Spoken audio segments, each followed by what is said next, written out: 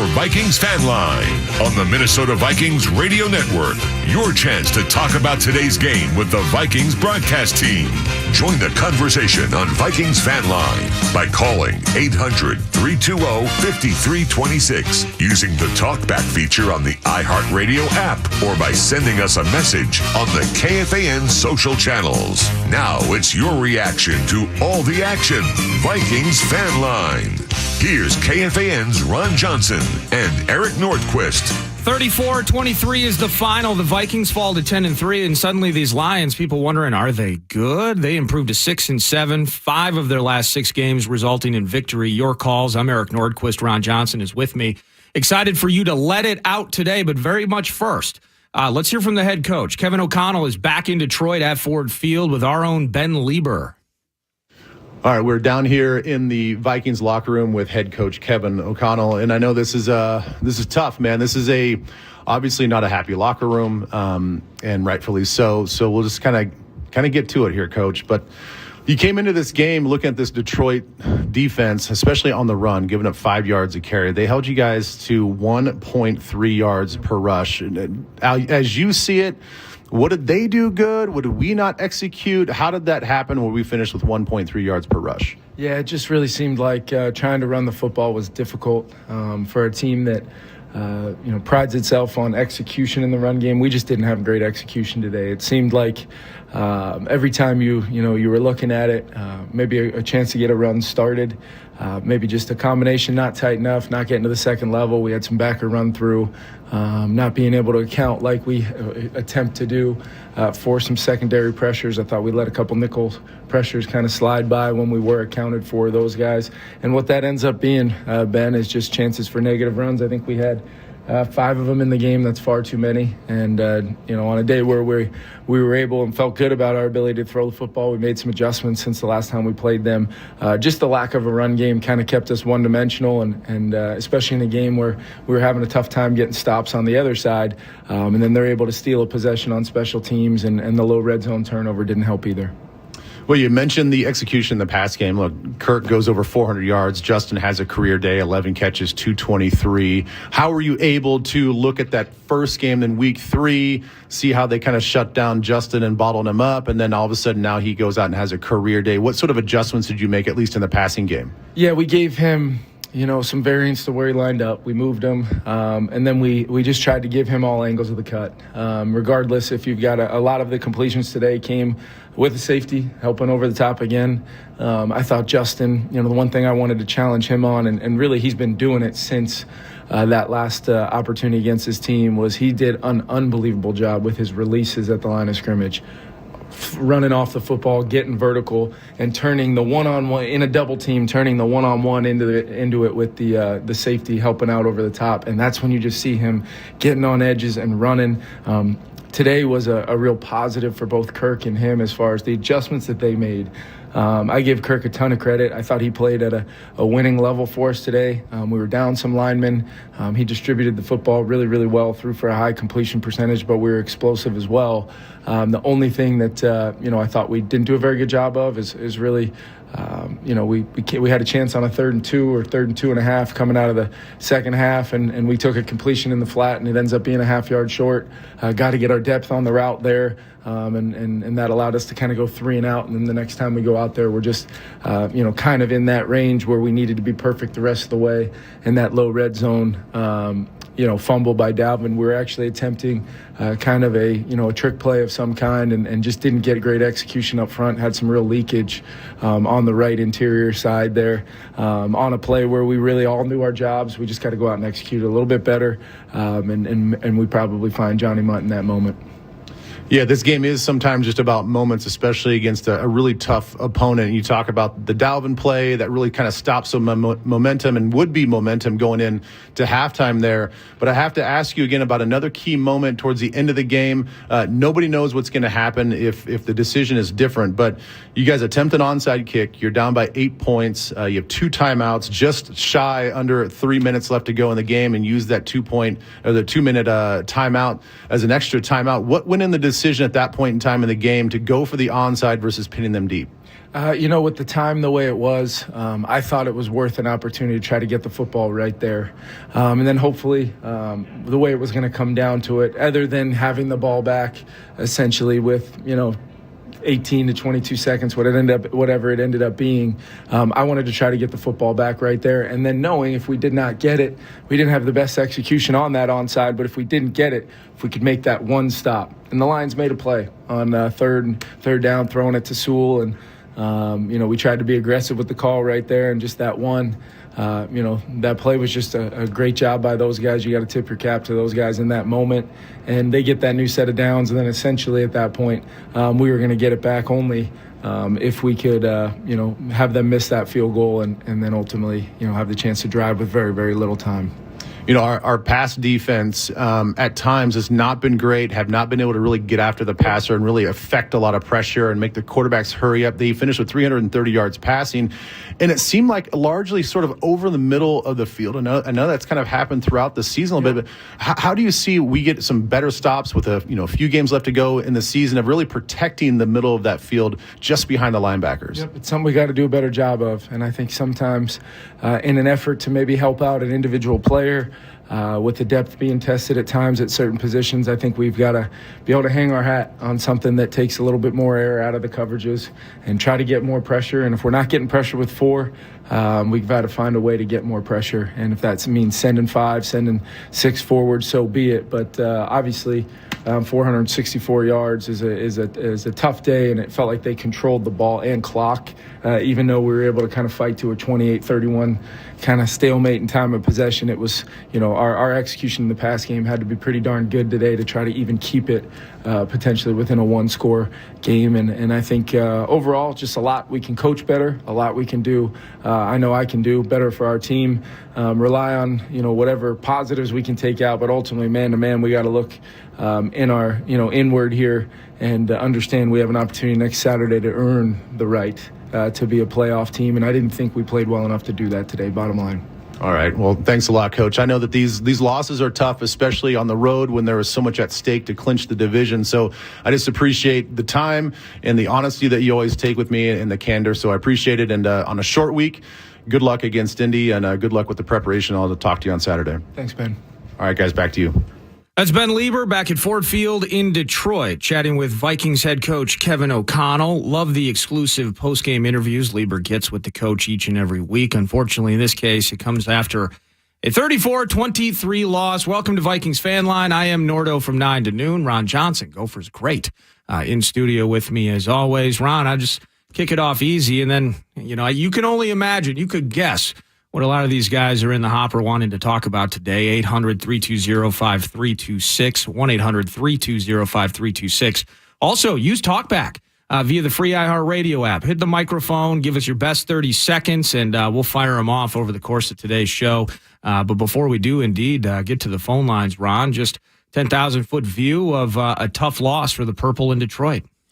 Yeah, the offense did everything they could. I mean, I hate to say it, 416 yards of total offense. Kirk Cousins, 425 yards passing, and you lose by 11 points. Now, there were some Kevin O'Connell plays that were questionable, the 2-point conversion, the jump pass, the Ben brought it up, the onside kick. But at the end of the day, Ed Donatel's the elephant in the room. I hate to say it. Like, the defense has to find ways to get a little bit more creative. You got a guy on the staff, and Mike Pettin, who knows how to get after the quarterback, who's had some guys like Bart Scott, Ed Reed, Ray Lewis. I mean, the Packers defense he coached.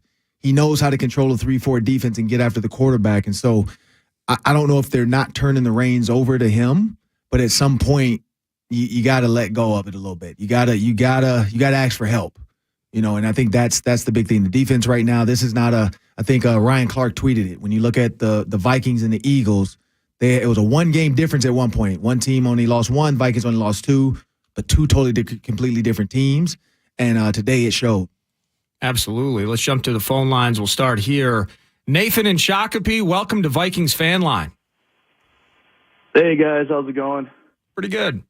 Hey, so I'm concerned about the Vikings rushing attack. I think we just need to mix it up a little bit. Maybe some sweeps right, left. some pitch outs, maybe get C.J. Ham lead blocking. It's very predictable right now. And it just looks like Tecmo Bowl back in the day. They're just blowing up the backfield. I know we got injuries, but I don't know. We need to mix it up a little bit. I appreciate it, Nathan. I was really good at Tecmo Bowl, to be honest with you. I could run the hell out of the ball. You got a zigzag. I do. I'll tell you this: playing Tecmo Bowl, I was a lot better than the 1.3 per carry today. The rushing attack's been a conversation all season. Again, I've said it. I said it earlier with Muss. It is kind of sneaky. Dalvin Cook is top 5 in the NFL in rushing yards, nearly 5 or per carry, at least coming into this game. I'll jump down a tick after this one, but 15 carries, just 23 yards. You got 2 of your starting offensive line out, but again, the balance of the season, it's been a consistent talker about how Kevin O'Connell implements running into this offense, and whatever they were trying failed miserably today. I mean, this is just a coach that overthought it.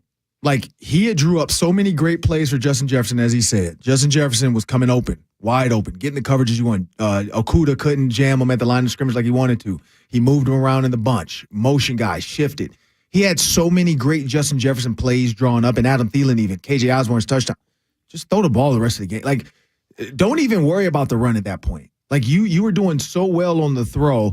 Just keep throwing. Like, make it quick. 3-step drop. Don't let Aiden Hutchinson be after it. Then you can come back and maybe run the ball when you notice they're putting more and more people out of the box.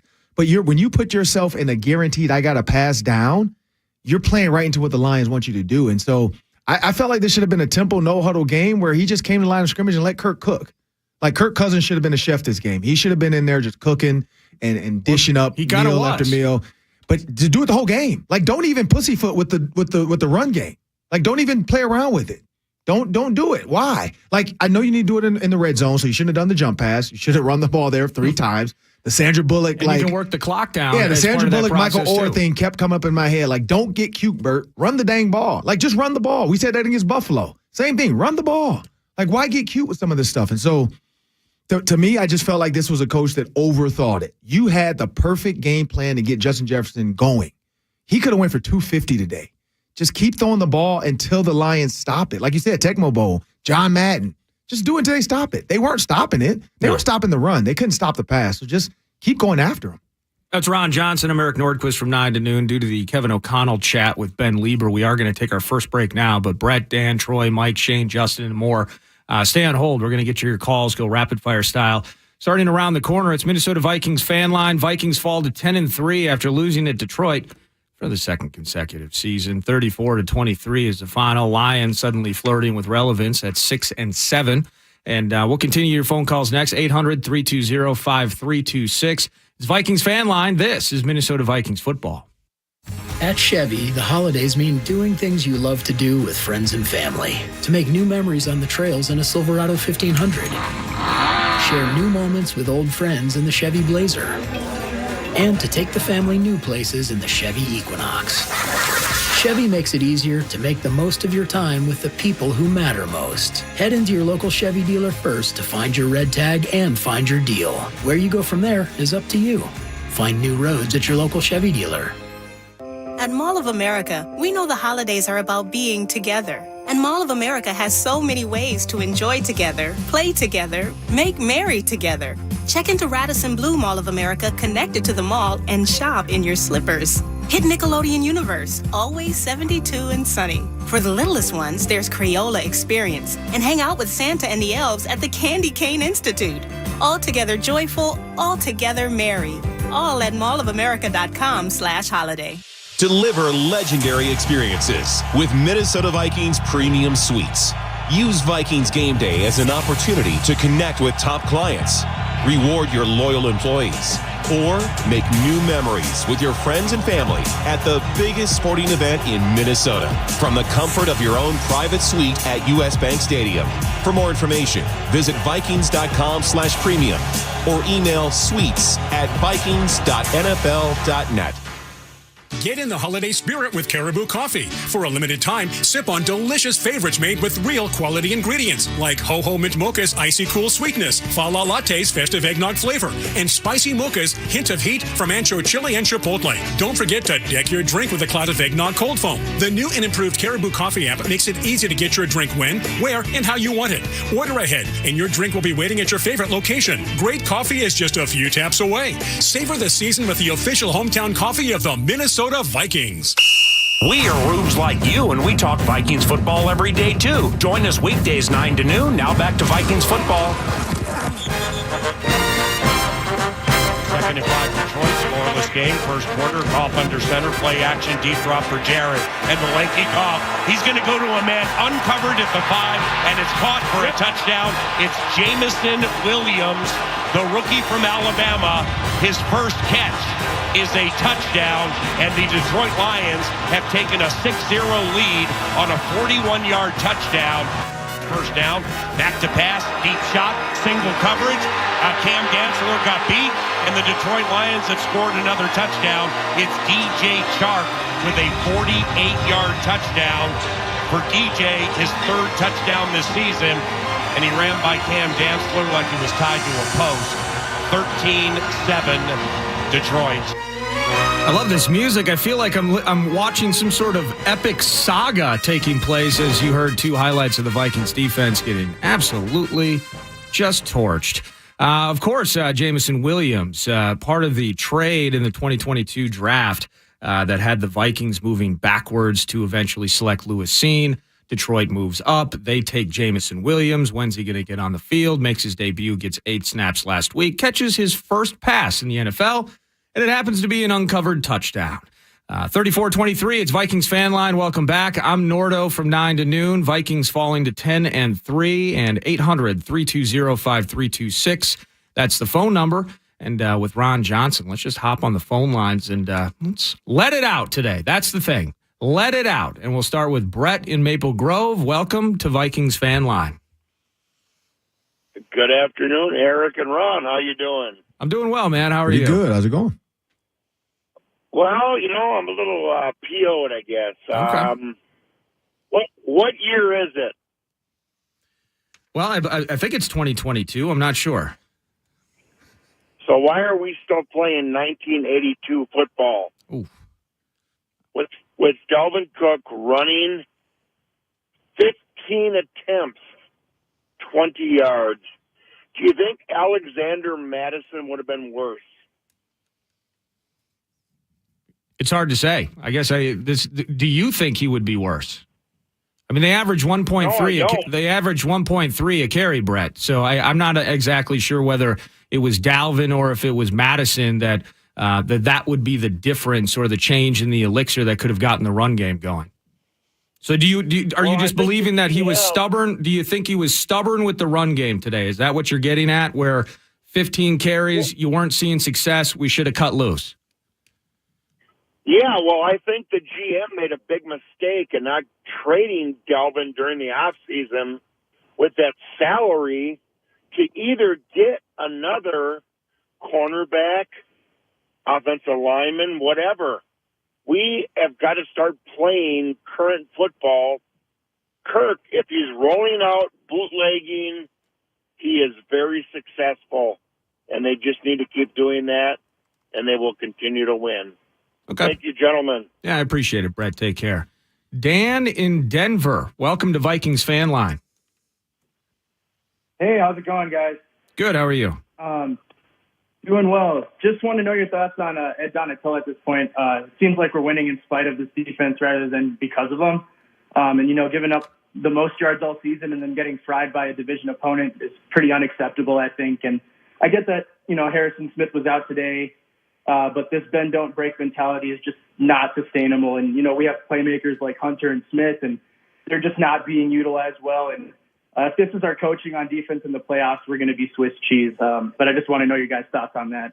Yeah, I appreciate it, Dan. That's going to be a common theme throughout Fan Line. And just to get that thing started, I mean, you look at the last couple of years of Vikings football and an entire regime effectively fired because they weren't able to make the playoffs and they had trouble figuring out this defense. And whether it was the lack of talent, The message got old. We've gone through that many, many different times. But you bring in the new regime, you get excited about it, and this defense is actually worse than it was a year ago. Yeah. And live and die by the turnover, the bend that but don't break is the way that Dan's framed it up is a way that many have. It's completely broken. I mean, there's no more bending. It's just absolutely broken.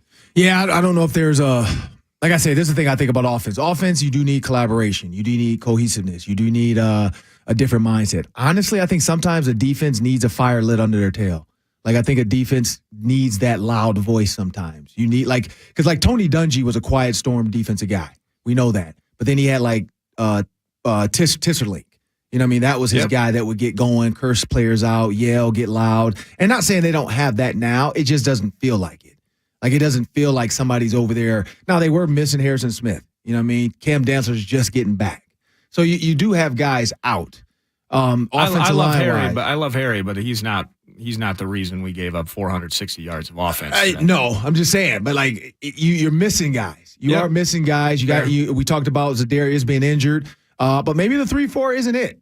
Maybe they need to go back to a 4-3. Let Daniil Hunter put his hand in the ground. But that's the problem. Is then Zadarius Smith, where does he go? So it's a tough pill to swallow. Like I truly believe one of the linebackers between Hickson and Kendricks always has to be up there mugging the A gap, maybe bluffing. If your guy is blocking, maybe you're covering the running back, you just go. Yeah. If the running back leaks out and he dumps it over the top, at least you were going after the quarterback and trying to spook him a little bit. Like, I just don't feel like they're not getting home at all. Like, they're not getting there scaring the guy at all. Let's do this. Tatum Everett is standing by with a member of the Minnesota Vikings. Get to that shortly. But first, let's pause for station identification. This is Minnesota Vikings football.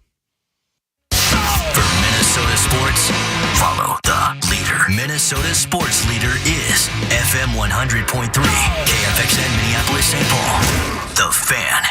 Hey, long time no talk. It's Vikings Fan Line, and now we're headed back to Ford Field. Our own Tatum Everett is chatting with Vikings safety Cam Bynum. Back here in the Vikings locker room alongside Cam Bynum, and that was a tough one, Cam. It's still a one-score game, but, the performance down the stretch, what was so different about this Lions offense this time around? They obviously have really good athletes across the board, so it came down to our execution. At times we played really well as a defense, but we just weren't consistent and giving certain things up that we just had a lapse in it's just really a lapse in our execution. So that's really what it comes down to. Our preparation is really good, but it has to get better every single week. What do you attribute the lapse in execution to? Nothing really. I can't really pinpoint it. It's just we just have to do our job. All 11. If one person falls out of their job, then that puts everybody else at stake, trying to recover for them. So I think just overall, each one of us has to do our part as individuals to do your small little job. Afterwards, what was Coach's message in the locker room? We didn't do enough from top to bottom. None of us did enough to win this game. So next week, positive mindset to flush this and move on and get a win next week. That's really all we can worry about. Correct the mistakes and come back next week ready to ball. All right. Thanks. Appreciate your time, Cam. Back up to you guys. Thank you, Tatum. Thank you, Cam. And back to the phone lines. Troy in Oklahoma. Welcome to Vikings Fan Line. Hey, guys. You did a great job laying things out earlier. Ron, couldn't agree with your assessment on the defense, 100%. Also, Nordo with the pressure up front. I mean, completely vacant secondary right now doesn't help us. But I think the thing I heard that O'Connell said, and it's really hard to criticize a coach that's got 10 wins after what we did last year, but the accountability from a play calling perspective, we had a 14-point swing, would have won the game had we not tried to be all tricky on the 3-yard line, gone for it on fourth on our side of the 50. It's just a hard win. A tough thing for me, having watched this team for 45 years and seeing them lose 4 Super Bowls. We want to take it all the way. I just don't see how we get all the way to the finish line this year. Yeah, I appreciate it, Troy. Thanks for listening and calling in. And if this defense doesn't improve markedly, exponentially, if not miraculously, We just kind of got to start slowing down on February plans. You might say it at this stage. Before we go to break, or actually, let's just get your tickets ready to go to Mexico. let's not do that. Okay, the team's 10-3. They are a double-digit win team, but they might lose to the 7th seed if this defense gives up 400 yards and the rest of the way. My God, what is happening with this pass rush? It's so ridiculous. Brian, Dave, Mike, Shane, Justin. We got talkbacks on tap as well. And just appreciate you guys listening despite the 34-23 loss at Ford Field earlier today. When we return, I want to get into something that Troy was talking about with some of these decisions that were made. And as he mentioned, it's tough to criticize a 10-win coach.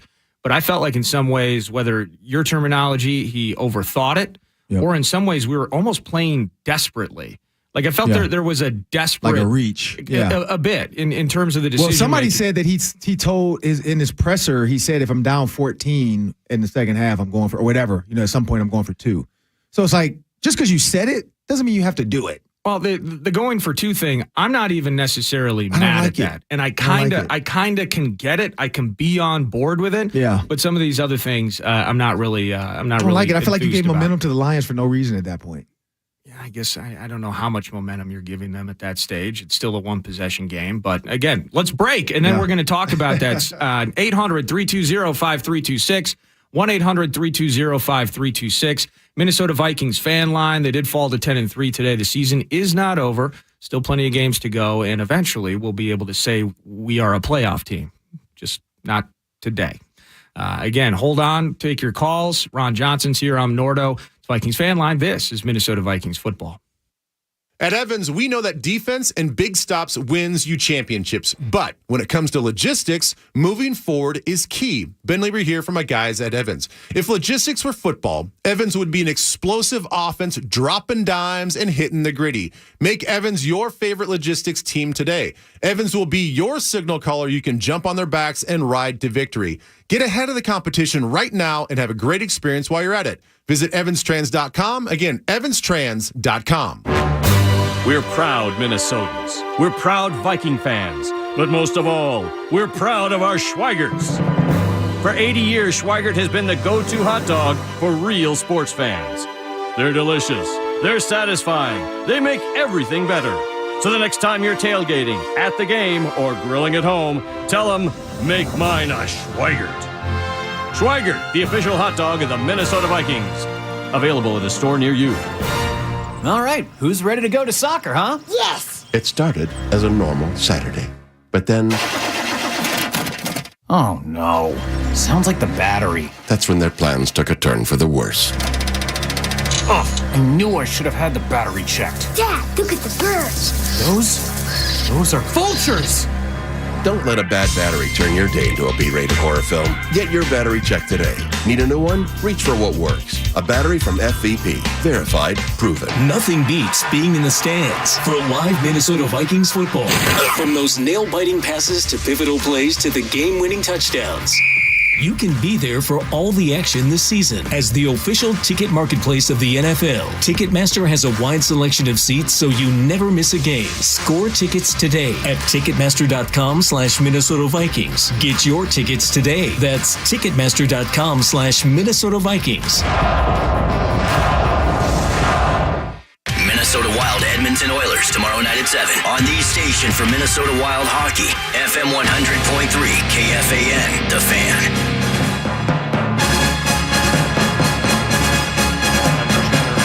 Takes the toss left to DeAndre Swift, throws to the center of the end zone, and it's caught for a Detroit Lions touchdown. It is Josh Reynolds with his 3rd touchdown this season. Jared Goff has thrown 3 touchdowns today. It is a 5-yard strike to Josh Reynolds, who beat Cam Bynum, and the Detroit Lions lead 20-7.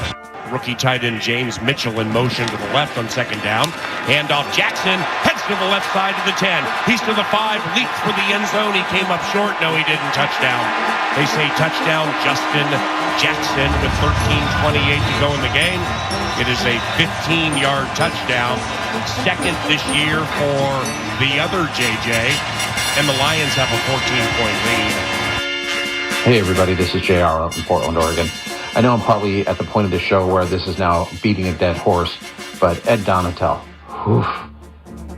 his play calling is atrocious. I realize that we don't have the personnel, we don't have people that fit the scheme as well, but you're a coach with experience. You should know how to make adjustments. You should know how to plug in when you've got injured players. Either you got to change your ways or you got to go. Well said via the talkback feature on the free iHeartRadio app. It is Vikings fan line. 34-23 is the final score at Ford Field. This is the first division loss of the season as the Vikings fell to the Lions in Detroit. Lions now 6-7. I think they've won 5 of their last 6. Meanwhile, the Vikings suffer their third defeat of the season. Ron Johnson is with me, Nordo from 9 to noon. And just kind of extending from that conversation, whether it's Donatel or just, first things first, the desperate nature I felt to some of the decision making. So you're not about going for 2. I'm not necessarily pissed off at it, but I get where you're coming from with it. I would have decided to kick the extra point. But whether it's the jump pass, going for it on 4th down, right there on your first possession, that springs the first touchdown of the game. Ultimately, I think that was the one to Jamison Williams. There were just it was almost I can't tell if it's out of body. I'm not mad at tricks. I'm not mad at the idea. And KOC inside the 5 this year has actually been brilliant in terms of calling up specific plays, thriving in moments. That's been a theme of mine over the course of this year as well. But today it was almost like we were reaching, right? Reaching's a good way to put it as well. I just didn't like a lot of the decisions we were making. Yeah, after you say it like that, when you go back to the very beginning, you're right. It felt like a team that felt like we have to win the NFC North today. Like it didn't feel like a team that's just like, we're 10-2. Let's go out here and play football and do what we do best. It felt like a team that was like, if we don't win this one, I don't know if we can win the next 4. You're right. Like it did have that feeling. Like, why are you doing this? Just punt. Like Vegas, Vegas can call you an underdog. You don't have to play like the little engine that could or is trying to be able to can. Yeah. I mean, the Lions right now, honestly, could walk into that locker room and feel like they're the best team in the NFC North right now. Like the way that game played it out, like they could say, you know what, we're the best team in the NFC North. We, because even the broadcast brought it up. Oh, we lost by 4 to the Eagles. We should have beat them if not for X, Y, and Z. So. Yeah. I mean, they got fans staying until the end now. I mean, it's just got to be weird over there in Detroit. Yeah, it is what it is. Dan Campbell, I picked them to be the second best team in the NFC North this year early in the season. Everybody called me dumb. And now look at them. They are actually good. They fired their defensive backs coach and put warning to Aaron Glenn like, hey, look, I'll fire you too. Get this together. And so I think, not to say you need to fire a DB coach here, but you got to put a warning shot out there, whether it's play calling duties are going to go to Mike Pettin for this, coach game, or whatever. Like you got to fire a warning shot. If not, going to keep walking, going to keep just going about it. Like, hey, we got a quarterback who can throw 424. So if I give up 400, hey, who cares? All I can say is that the previous regime is no longer here because of 2 consecutive seasons of completely inept defensive play. Correct. This defense right now is worse than that. Right. And here we are. This is what's sad, though. So whatever the warning shot is, I don't know how all of that works. I'm sure these conversations are being had. But it is awful, Ron. Yeah. Setting team records for consecutive games with 400 yards allowed. Horrible. That's terrible. Kirk Cousins throws for 425 yards, and we can't even talk about it. Like 124 passer rating, 425 yards, 2 touchdowns, no picks. No one cares. No fumbles. Nobody cared. He stepped up in the pocket today a couple of times. I think he was sacked 3 times. Yeah, and there were some low hits too. There was some like kneecap, there were some bounty gate type hits. Yeah, we got Schlottman in there. We got Brandel, then he's hurt, and then Oli Udos, Warren from St. Paul's jumping off his couch. He couldn't be more excited about it. Kirk's been getting his and Kirk was grimacing. Like I don't know if you caught the shot where they kind of went in on his helmet. He was like, like gritting his teeth. Like he was hurting. He's taking bad hits every single game, but he stands in there and delivers. And he delivered to the tune of 400 yards. And Justin Jefferson should have been a touchdown. And it doesn't. Yeah, correct. He didn't step out of bounds. He stepped out of bounds. He didn't. They showed it. He did step out of bounds. But the refs, hey, I want to blow my whistle because I haven't done anything all day. So from the defense to the desperate decision making, at least from my perception. Just a I just wish they had waited in the weeds a little bit longer. Just play your game, take the points when they come, punt when you're supposed to punt, do everything like you're supposed to do because this team at the end always can make it a game. And I felt like you're right. I felt like it was rushed. Like, just went too quick. Let's hop on the phone lines, 800-320-5326, 1-800-320-5326. Dave and Egan, welcome to Vikings Fan Line. Hey, guys. Dave Ehrlich, Egan. How are you? I'm doing good. What do you got, Dave? I'm just pissed, you guys, like everybody else. Yeah. You know, Nardo and Ron, I want to go back to the first lady that called. I think she hit it out of the ballpark. 2 quick comments. Number one, I just, as a fan, and you both have said it, why do we run Cook up the middle? I think everybody in Viking country is wondering the same thing. Why not pitch him out? Why not do something different with Cook? Because it hasn't been working all year that way. So that's number one. And Ron, if you could touch on that, why Cook can't do something else but call a call up the middle. Number two, I also look back, and nobody's really touched on the draft, but you guys, you know what? When we dropped to 30th or 31st to go get seen, not his fault, he broke his leg, special teams, but he wasn't a starter. And it's hurting us. We don't have any defensive help back there from the draft. We blew the draft this last year. And so my second comment is, and Ron, you alluded to it, how do you go into the playoffs and think that you can beat one of 3 great contenders with a defense that's giving up 450 yards a game? And I'll hang up and listen on those 2 points. Thanks, guys. Thank you. What do you think, Ron? Yeah, I don't know how you get, like, there's no answer for how you can go in and beat them. I don't think you do, but this is what I hope. Whatever, like we said, whatever warning shot needs to be fired at the defense, whether Kevin O'Connell says it to the media and the media retweets it and tweets the crap out of it, according to Kevin O'Connell, blah, blah, blah. I had to come into Jesus speech with my defensive coaches. Whatever it might be, it needs to happen.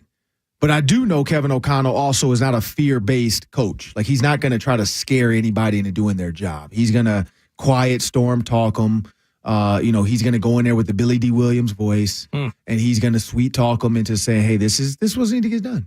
And I've seen Tony Dungy do that. Like, it's a different type of deal. Here's the difference: when you have a guy like Peyton Manning, when you have a guy like Robert Mathis, when you have Antoine Bethea, like when you have guys that can take that word and go play, then you can do it. So can Kirk Cousins do it? Like, can he help the defense? Can he go over there too and have those conversations? Can Harrison Smith, get healthy, come back, get these guys going? Because it feels like Danielle Hunter, like I don't even notice him today. It feels like Danielle Hunter, Zadarius Smith, when they're on, they're on. They're the Bash brothers from Mighty Ducks. But when they're quiet, like today, you don't even notice them. And I think that's the problem. There was no moment where you felt like, just get into a fight. Like, just go punch somebody. If you got a flag, who cares? Like, just go punch. Like, do something. And nothing. And I'm not a proponent of Kyle Turley. The whole bully ball. But at some point, when you're in a fight like that, you gotta hit past the whistle. You gotta take them out of bounds. Nothing dirty. Don't Jeff Okuda like he got the flag. But you gotta get to it. You gotta fight. Yeah. And I didn't feel like it felt like the defense was just out there, like playing zone. Some stuff was pointed out though, like Josh Metellus coming into the box too soon on the deep ball touchdown. I think it was Cam Dantzler on Shark. You gave it away too soon. You showed them it was cover 3 right away. Stay back. Make them think it's 2. At the snap, haul ass down, and then come cover the tight end. And if you noticed in that, when he came into the box, there was nobody to cover. He ran back like, oh, crap, I didn't have to come down this fast. So little stuff like that Harrison Smith does a great job of. And I've seen announcer after announcer talk about how great Harrison Smith is, how quick he can, disguise something and make it look something. You just didn't see it this week. The Jets, yeah, him and what's his name? Bynum, great job. Yeah. Today, it seemed like Josh Metellus was just a little bit too soon on some of the shifts.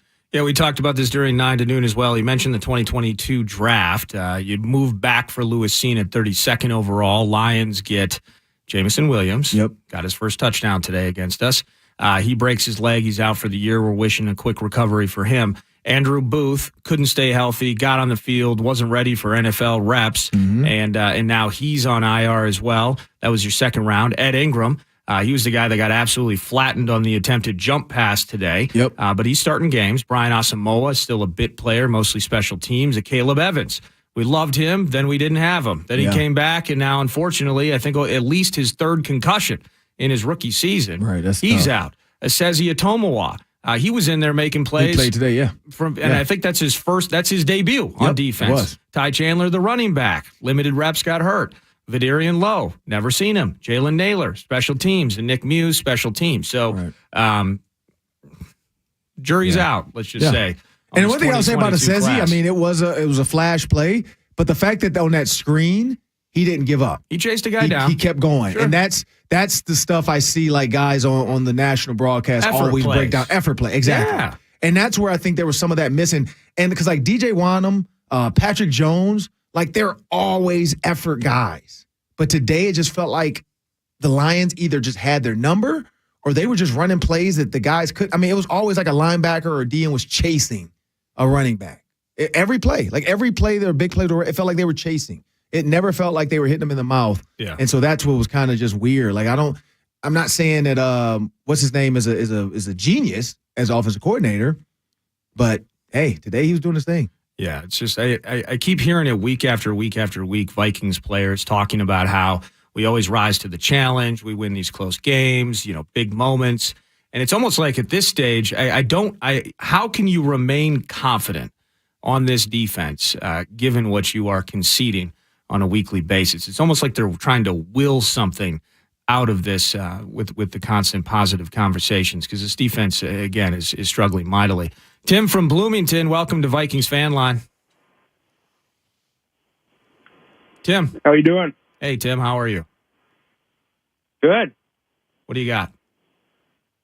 I'm here to talk about special teams. Offense and defense have been spoken for. I'm just curious, the lack of Kene Nwangwu kick returns, the lack of caution with Dan Campbell, knowing he's a guy to pull out all the tricks out of his bag. And then I think Ryan Wright's kind of carrying special teams. I just want to kind of see the guys' input on that. Yeah, absolutely. Thanks for calling in, Tim. So Jack Fox with this fake punt today. Yeah. It worked, of course. Yep. Earlier in the season, and I was chatting with PA about this on 9 to noon, maybe Wednesday or Thursday, like, watch out. These guys, whatever it is, it's the heart, it's the grit. Maybe it's foolish at times. These guys have no issues doing this kind of stuff in their own territory at any time, and it works. Earlier in the season, Jack Fox threw for a first down on a fake punt at like their own 35 in the first quarter. Yeah. And so timing or situational aspects of it, that doesn't matter. Just shoot from the hip. And he's been shooting from the hip, and it worked, and they got us again today. Yeah. And then on the punt returns, Khalif Raymond had a couple. He had that 35-yarder and another one that wasn't too bad itself. They had just one kick return on the day. We do live in a world of touchbacks. Right. Meanwhile, we've yet to figure out how to find a punt return game of our own with Mr. Rager. Yep. But even special teams, I felt like they had the edge on us this afternoon. Yeah, and when you look at some of the guys on their staff too, I mean, it's players who did a lot of that stuff on special teams. You look at Antoine Randall and some of those guys with the Steelers in the play. It felt like that. Some of those moments felt like, because when you look at the coaches, and again, it's tough. You can't play that game of like stealing signs and all that. But when you look at the coaches, it almost like you can, like at that punt, I was like, it felt weird because when they went out there was not a lot of conversation on the sideline. Everybody kind of was like, stay back, stay back. It's like, what's going on? Like, why is everybody staying back? And and it was, and honestly, once he was running, then I was like, oh crap, he faked. I didn't even notice he faked it at first. I thought it was like, it took me a minute to realize what happened. Yeah. And then when I went back and rewound it, it's like, oh yeah, you can kind of see they're like sending the guys out, but they're making sure these guys are back. The quarterback didn't go sit down on the bench. It was almost like, hey, be ready to go, quick change, whatever. But yeah, the Lions have done that. They, like Dan Campbell has said, I am going to win these games by my own hand. He's lost some games that way too, though. Because if you watch Twitter, a lot of Lions fans were pissed off at some of the chances he took during the season where they're like, oh, why don't you just punt it? Why don't you just do this? So you live by it, you die by it. Today, you live by it. Well, the Vikings are living and dying by turnovers, and today they got none. They gave it away a couple of times, though. This is Minnesota Vikings fan line, 800-320-5326. Use the talkback feature. We have free iHeartRadio app. Hit the microphone. Give us your best 30 seconds. And Tenna will fire them off. Brian, Jared, Justin, Mike, Shane, Mike. We will get to your phone calls around the corner with a special guest who will be hanging out with me during Vikings overtime later. Meat Sauce Paul Lambert. He showed up for some pizza and wings, and I'm going to make him come into the studio and hang out with us next. It's Vikings Fan Line. It's KFAN and the Minnesota Vikings Radio Network. As a contractor installing windows, you deserve a simple choice. Anderson 400 Series windows. They're the cladwood windows contractors trust the most. So much so, they're the windows contractors trust for their own homes. And they even have fewer callbacks for extra peace of mind. When it comes to windows, the choice is simple. It's Anderson 400 Series windows.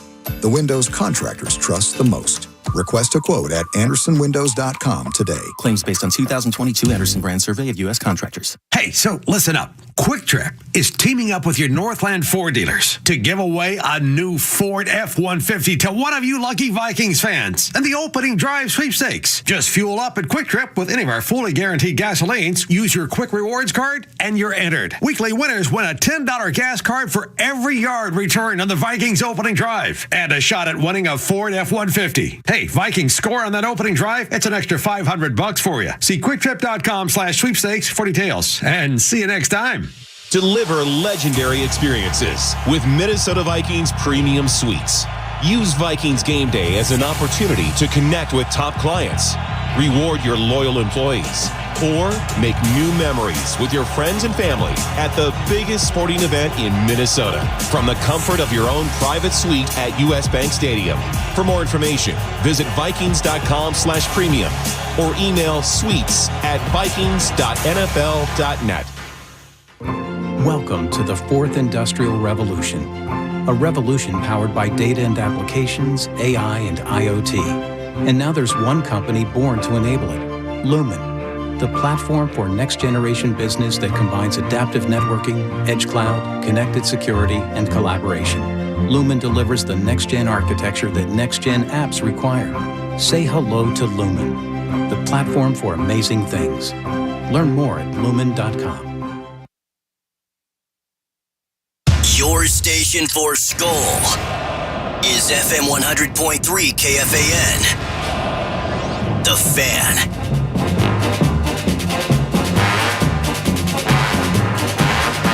Handoff Dalvin, stutter steps. It looked like the ball's bouncing around, and the Lions have picked it up. They were going to pass. It was going to be a jump pass. I swear, Dalvin was going to jump pass over the line. Yes, it was. It was supposed to be a jump pass. Are you kidding me? He had Oli Udo in there. What? And it was Johnny Munt that snuck out the back. And then Dallas put the ball down on the ground before they were even able to do it. So. Yeah. Jack Fox has his heels on the 11. Outside chance, a very outside no pass here. It's a fake punch. And it went right to the up back, who heads for a first down to the 40, to the 50, to the near side. And the Detroit Lions, with a piece of trickery, have run themselves not only into Vikings territory, but to a first down. It was a direct snap. There's a flag on the play. It was a direct snap to C.J. Moore. Welcome back, Minnesota Vikings fan line, 34-23, the final. The Vikings have now lost in Detroit on consecutive seasons. They've given up 400 yards of offense 5 consecutive times. That's a team record. They fall to 10-3. Not really big fans of that. 9 to noon. Now we got to change all the liners. It's 10-3 radio. It's very, very inconvenient for the producer. Ron Johnson's here. I'm Nordo from 9 to noon. 800-320-5326. 1-800-320-5326 is the phone number. Talkback feature on the free iHeartRadio app. Along with Ron Johnson, meets us Paul Lambert from the Power Trip Morning Shows in studio. How are you doing, man? I'm great. Let me ask you a quick question. Okay. Better chance of happening. The Eagles lose another game or the San Francisco 49ers are the second seed? Ooh. It's a great question. They're already up 21-0 on the Buccaneers midway through the second quarter. Well on their way to be 9-4. The Vikings are 10-3, and suddenly we're on a sweat. Correct. For and the then second seed. Let me ask you another question. You, me, Luke, Sean, Dov, and Randy up at Muggs. We walk out. We play defense for the Vikings. Better than the Vikings' current secondary, or the Vikings' current secondary, or us? Who would you rather have on the field? I'd rather have them, but it's close. It's close. It's very close. The Vikings' offense or the Vikings' defense is. I thought Dov was dead. Hideous. Oh, he is. That's why I didn't name it. The Vikings' defense is hideously bad. Like. I know, like, we're 10-3. I get that. It's exciting. Like, that's going to be great. They're going to win the division on Saturday because the Colts are hideously bad. But, like, if you can't name a team that would make the playoffs that the Vikings, with the current state their defense is in, they could beat. They'd get run over by both the Cowboys and the Eagles. Wait, they already did. The 49ers would be an NBA fast break up the field against the 49ers. I know it's one loss, but this defense is going to take this team nowhere. I'll tell you this, though. Yeah. So, Meat Sauce, you give up a good point. Oh, thank the you. 49ers might not lose again. They won't lose, no. They have the Seahawks, the Commanders, the 49ers. Wait, the 49ers? The Raiders. Sorry, the Raiders. That was a Meat Sauce moment right there. That's all right. The Raiders and the Cardinals. Yeah, they might not lose a game. No, probably not. They could finish 13-4. But who has the tiebreaker? If the Vikings finish 13-4 and lose to either the Giants or the Colts or the Packers or the Bears, who has the tiebreaker? And that's what we have to figure out. That's a great point. Yeah, I have no idea what the tiebreaker is. That's a good point. It'd be like opponents. But if we were the 3rd seed, then we would play the Seahawks the 6th right now. seed. Seahawks right now. And then we would go to the next best. It would be. We'd probably go to San Francisco. We'd go to San Francisco and get in the playoffs. Yeah. And I'm not. We've seen that play before. I'm not. Yeah, that was just a few years ago. Sounds absolutely. But other disastrous. than that, like you watch this team today, and this is just my opinion, but you watch this team today, and Ron said it earlier. You line this team up. So it's Ron's opinion then? I love Ron's opinion. You line it up like it's Madden football.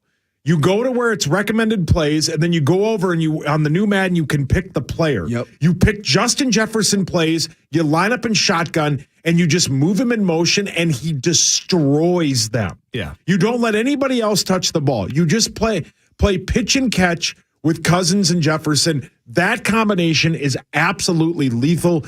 Cousins had a phenomenal game today. None of this is his fault. Like I haven't played Madden since I don't know when, maybe 2010 or something. So if there's any sponsors out there want to get me a Madden and an Xbox, I'll take it. But you're right. Yeah, you have to line up.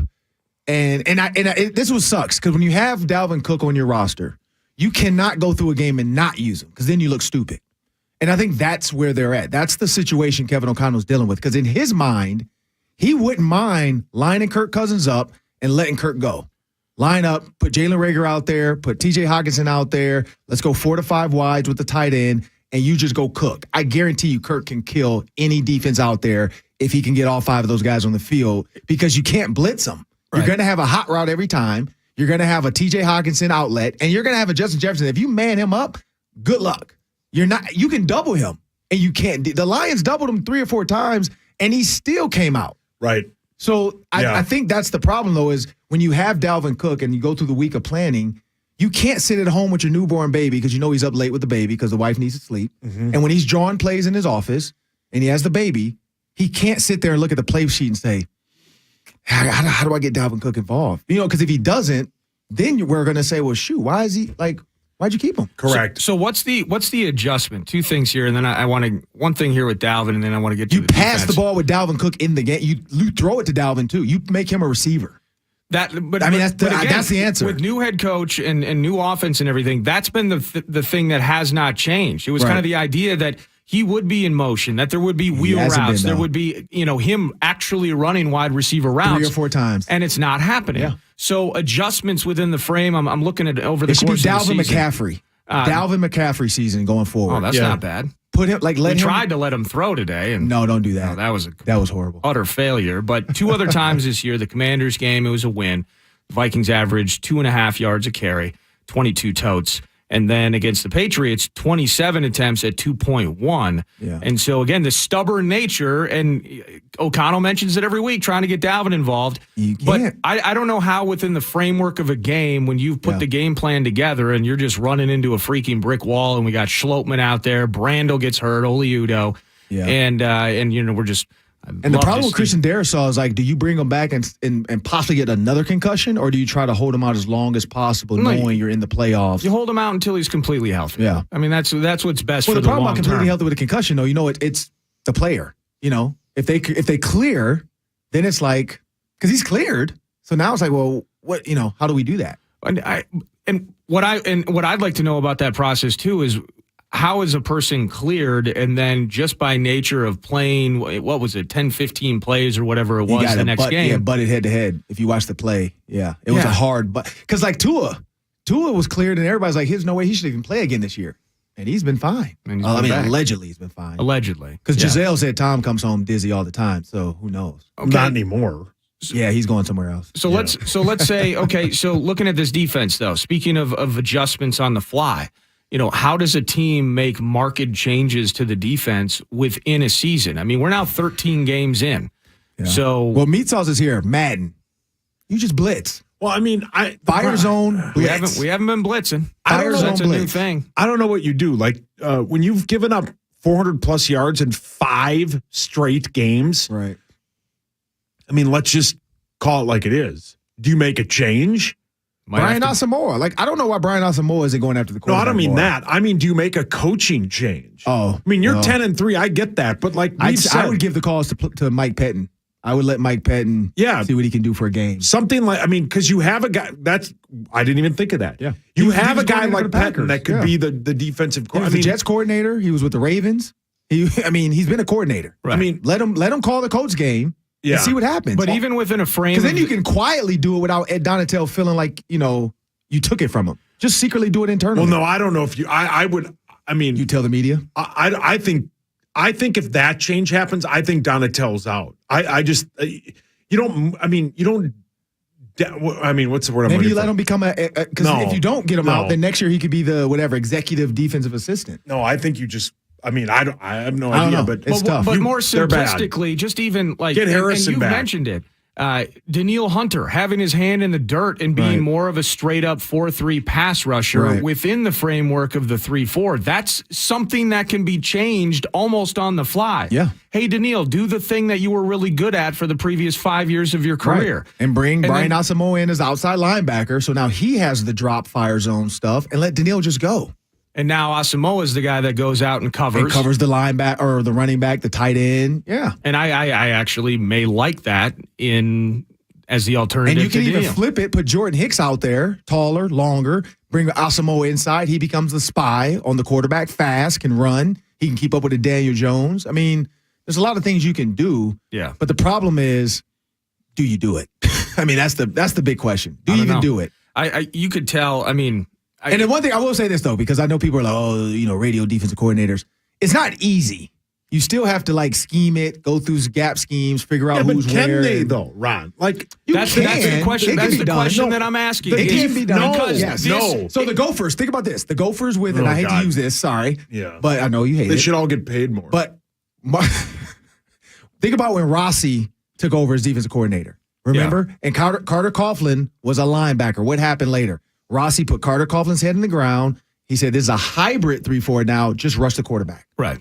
You can do it. And Carter Coughlin is now in the NFL with the Giants. Absolutely. And we'll see him Christmas Eve. Yeah, but it's just, can it or will it? Kevin O'Connell in his chat with Ben Lieber today. Maybe Kevin O'Connell should call Rossi.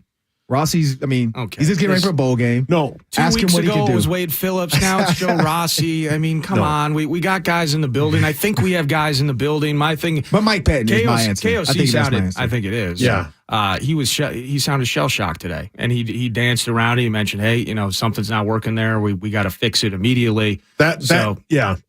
I just think that, once is bad. And, I know the parts haven't been there. But Mike White last week, Mike White's awful. They got shelled by him. I mean, you go down the list of players and Matt Ryan isn't any good. But you said it, Ron. Next week, Jeff Saturday is going to look at this and go, man, we can line. I mean, who's the young wide receiver they have that's pretty good? Pittman. Yeah. Pittman's going to have a field day. I mean, he's big, he's strong, he's fast. Harrison Smith is a stud. There's not much Harrison Smith could have done to help this situation. So True. It is what it is. But maybe one of those maybe two blitz. He could have blitzed maybe. Yeah. Maybe he disguised a little bit better. If we send him. If we send him. That's my guess is there's going to be a change. But here's the thing about what Cam Bynum said. He said every once in a while too, Harry will just do something that's not called. Yeah. And it ends up working out. So I think that's the other piece that we're forgetting sometimes. Is a guy like that is like an Ed Reed, a Troy Polamalu, where hey, I know this. I know what he's about to do. You know why? Because he's tired of being a passenger out there. True. Because that's what it looks like sometimes, where guys that we know are good and have been very good for a long time look completely out of place. And so maybe sometimes number 22 decides he just has to handle some business. 34-23 is the final. The Vikings did not handle business, did not secure the NFC North in Detroit today. They fall to 10-3. At this point, we are going to let the greater Vikings radio network go. To those of you on hold, I promise you, we are going to take phone calls around the corner and beyond. Vikings fan line will continue on the flagship 100.3 FM, The Fan, and the free iHeartRadio app. Talkbacks and play. We hit that microphone as well. But the next time you on the network hear from us, it'll be at 11 a.m. on Saturday. Saturday football.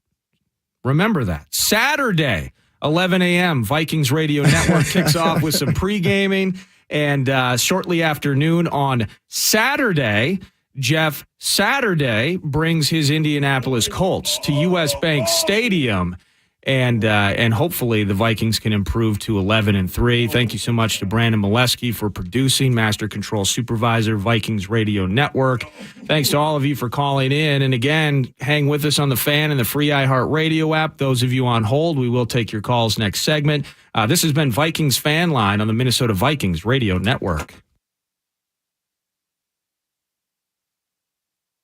Hey, it's Moss. It's so exciting to move, unless, of course, you got to move yourself. That's why I love Two Men in a Truck. Whether you're going cross-country or just down the street, Two Men in a Truck can take the stress out of moving. They also offer fast and efficient junk removal. So wherever life takes you, for home or business, Two Men in a Truck can get you there with fewer headaches. I've known them, I've used them, and they are amazing. Always courteous and professional. So stop stressing. Do yourself a favor and contact Two Men in a Truck for your next move or junk removal. Two Men in a Truck, the movers who care. The holidays are for making memories, and Honda can help. Whether it's hauling presents in a Ridgeline, going sledding in a Pilot, or traveling in a Passport or CRV. Make memories during Happy Honda Days. For a limited time, well-qualified buyers can get a 3.9% APR on a 2023 Honda CRV, 2.9% APR on a 2022 Passport or 2023 Ridgeline, and a 1.9% APR on a 2022 Pilot. For great deals, visit your greater Twin Cities Honda dealer today. See dealer for financing details. Hey, it's Moss. TB1 Fund and M Health Fairview Masonic Children's Hospital are united with founder Braxton's mission to brighten the days of patients and their families. Let's cheer for Braxton's buddy of the week, Brock. Brock was born with ALD, a rare genetic disease. In 2019, he received a successful bone marrow transplant at M Health Fairview Masonic Children's Hospital. Brock, his parents, and other Minnesota ALD families helped fund the nonprofit X Out ALD. Brock is now 9 years old. He's doing great. He's doing the gritty on most Sundays. Learn more about how you can make a difference at tb1fund.org. This holiday, give the people you treasure something they'll treasure. A gift from Shane Company. Our unique jewelry makes a spectacular gift. I'm Tom Shane. One of my favorites is an elegant necklace featuring a colorful east-west gemstone with diamond accents for $250. We offer it in 4 different gemstones, so you can select a color she loves. Choose red garnet, purple amethyst, sky blue topaz, or yellow citrine. Another favorite are diamond huggy earrings for $1,145. I picked these hoops because they fit close to the ear and are great for any occasion. Select either white gold, yellow gold, or rose gold. Our link necklace at $525 is a favorite because the diamond accents give the gold a touch of sparkle. Visit us for more gifts at a great value. Now you have a friend in the jewelry business. Shane Company and shaneco.com. Football season means tailgating, touchdowns, and cheering for your favorite team. In Minnesota, there are nearly 100 local credit unions with over 300 branches for you to team up with to take your money further.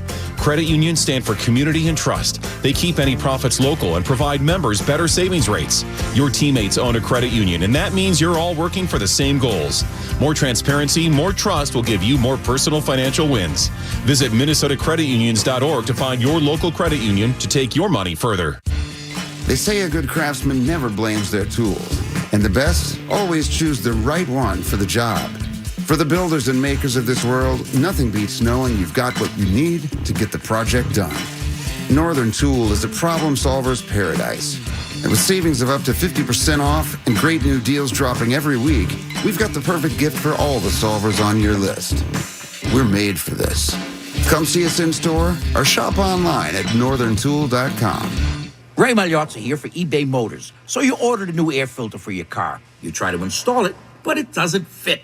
So you take a little bit off the sides. stuff still doesn't fit? Well, you could try to sit on it. Or just go to eBay Motors and get it right the first time. With over 122 million parts, they have the parts that fit your vehicle. Air filters, tires, headlights, brakes, and more. Get the right parts at the right prices. eBay Motors, let's ride. Vikings Colts, Saturday on the Fan. Fan Line on iHeartRadio and The Fan are presented by our broadcast partners. Minnesota Credit Union Network, Youngstedts, Carboni's Pizzeria, and by your local Chevy dealers.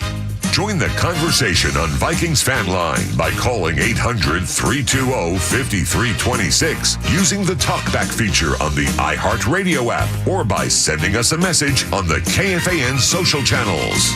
Now, continuing to take your calls, talkbacks, and social message, this is Vikings Fan Line with Ron Johnson and KFAN's Eric Nordquist.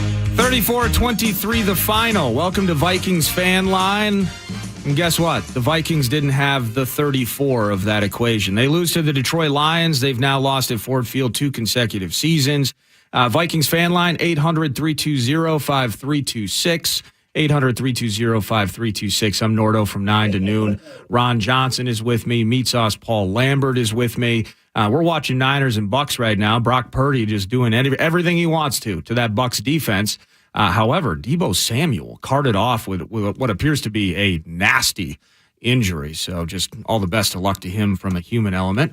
Correct. The Niners are absolutely rolling here. Your phone calls, your talkbacks in play here. And let's just jump to the phone line. And we shall start with Mike.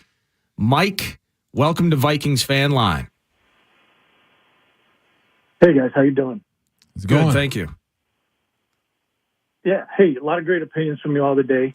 Hey, I was calling for Ed Donatello's removal after the Eagles game because, one, I like to avoid the Christmas rush, but also because it was pretty obvious that we got another coach who won't make adjustments when the scheme obviously doesn't work.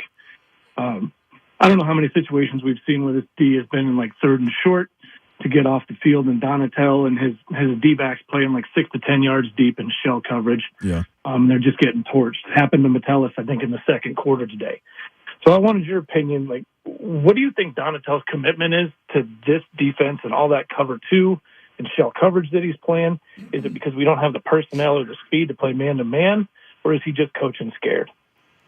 All right, thanks, Mike. Have a great one. Yeah, appreciate it. So he was an early adopter. Yeah. He was an early #fire Donatello adopter before the Christmas rush. Yeah, that's probably a smart play, to be honest. My wife starts Christmas shopping in like July, I think. I don't know. Yeah, I haven't even started yet. I know she's got presents for next year already. Your thoughts on that, Ron? I mean, again, I'm not going to try and pretend to be the corner. Yeah, the corner. So we were just talking about that. The cornerbacks, Patrick Peterson, very good, can do his thing. I think the question mark is how often can you leave Cam Dantzler in man coverage? You look at Duke Shelley, Andrew Booth, like you said, draft pick didn't work out. So yeah. When you're behind the sticks, Lewis Seen getting hurt, so now you don't have that extra. Because we talked about the extra safety bit where Cam Bynum plays corner. Let him go cover with Channing Sullivan, and then bring Lewis Seen in and be kind of your rover safety in the back that can come up and cover a tight end, make a big hit. And he hasn't been able to do that due to injury and just late to the field. So I think part of that is you as a defensive coordinator, maybe younger coaches would be quicker to change. But I mean, if this is what you do and this is your defense, you stick to it, and you're like, I don't know, Again, this could be Kevin O'Connell. Like I said, we got to fix it. So maybe he says, hey, look, just blitz. We're getting 400 yards put up on us anyway. So let's at least go balls to the wall and just have fun. Like go blitz, see what happens, create havoc. So is this make it chaotic? Is this a scenario where because you've heard it where coaches will make players adapt to scheme, or coaches will adapt scheme to players? Kind of the idea of using the right tool for the right job, right? And so. Right. From a personnel standpoint, if you don't have what you need to accomplish what you are hoping to in this scenario, then why the hell are you doing it? And right. One other thing on this, and then I'll get to another phone call here, is what are your thoughts on letting Za'Darius Smith chill for a week? He's limping out there. Yeah. And he was a ghost today while doing so, as he, I believe, had one tackle. Daniil Hunter, that's an ongoing conversation. Right. He just had 2. I mean, this pass rush is non-existent. And then, that combination of not being able to affect the quarterback and also not covering, it's disastrous. And you lose games that way like we did. Knowing you're in the playoffs, I would not be opposed to that. Like letting him rest. You know Patrick Jones can give you energy. You know DJ Wonnum can give you energy. Yeah, let those young guys go. And he can be on the sideline getting loud. Yeah. Coaching up the kids. Yeah, but let them, don't dress them. That way you can get another guy dressed, get another guy that can get out there and play. We saw Seze Atamewu, get out there today playing in that 3 technique, 5 technique look. So Seze Atamewu, former Gopher. Oh, okay. Seze. It's funny wanted to make you pronounce it at least 5 more times. When he made that play, though, I forgot to rewind it and listen. The announcer didn't even try. No. He was like, tackle made by, and then he just moved on. He's like, I'm not even trying this. I'm not going to screw it up. No reason to. Because I think everybody remembers the Fetty. Oh, Fetty Denebo? Yeah, who was it? I think it was the same guy. I think it was Jonathan Vilma. Screwed it up. Oh, same announcer. So, or whatever. He killed his name. So, yeah, he didn't even try. But, I mean, I agree with that. I would let him rest. If he's limping and he's not going 100%, if you know you're in the playoffs at this point, you know you can't get the first seed. Now the second seed might be in risk, but Debo Samuel's out. Yeah. Well, this is the second or third game where we've watched him, and I understand it. Kirk put it best after just getting hammered against the Jets. He's like, it's a car accident every week. I got good people that help put me back together, right? Yep. And so that's probably what they're doing. I don't know if it's a calf or a knee or what it is specifically with Za'Darius, but I'm sure Sunday morning he wakes up ready to party, right? Yeah. Ready to battle. But if we're seeing it now, the second, third game in a row, where by the end of the first quarter or let's say late first half, he's already kind of neutralized because of the pain and the ailment and his inability to be as aggressive and forceful as he wants to, then what's the point? He becomes more of a problem than a solution if we are going to continue to let guys with Jared Goff. I think it's part of these 5 straight weeks of 400-plus yards of offense. Right. Saucy. We also have 5 straight weeks of like 300-plus yards passing against us. 330, or 360 from Mike White, 330 and change today from Jared Goff. So here's a weird stat, though. Everything it's is not fine. just third. I mean, everybody's like, well, where's the problem?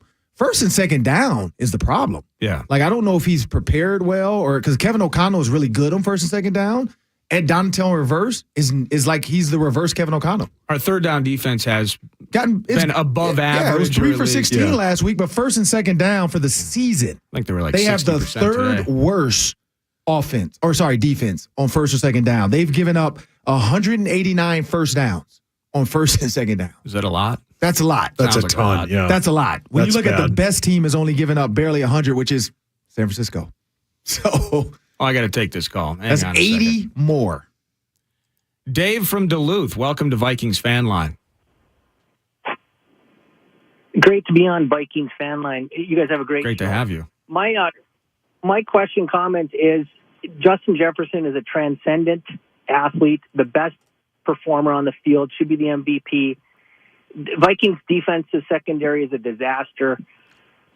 Guaranteed Justin Jefferson played. Yeah, guaranteed he played a lot of quarterback throughout his career. We need to get him on the field 10, 15 plays on defense, third down long.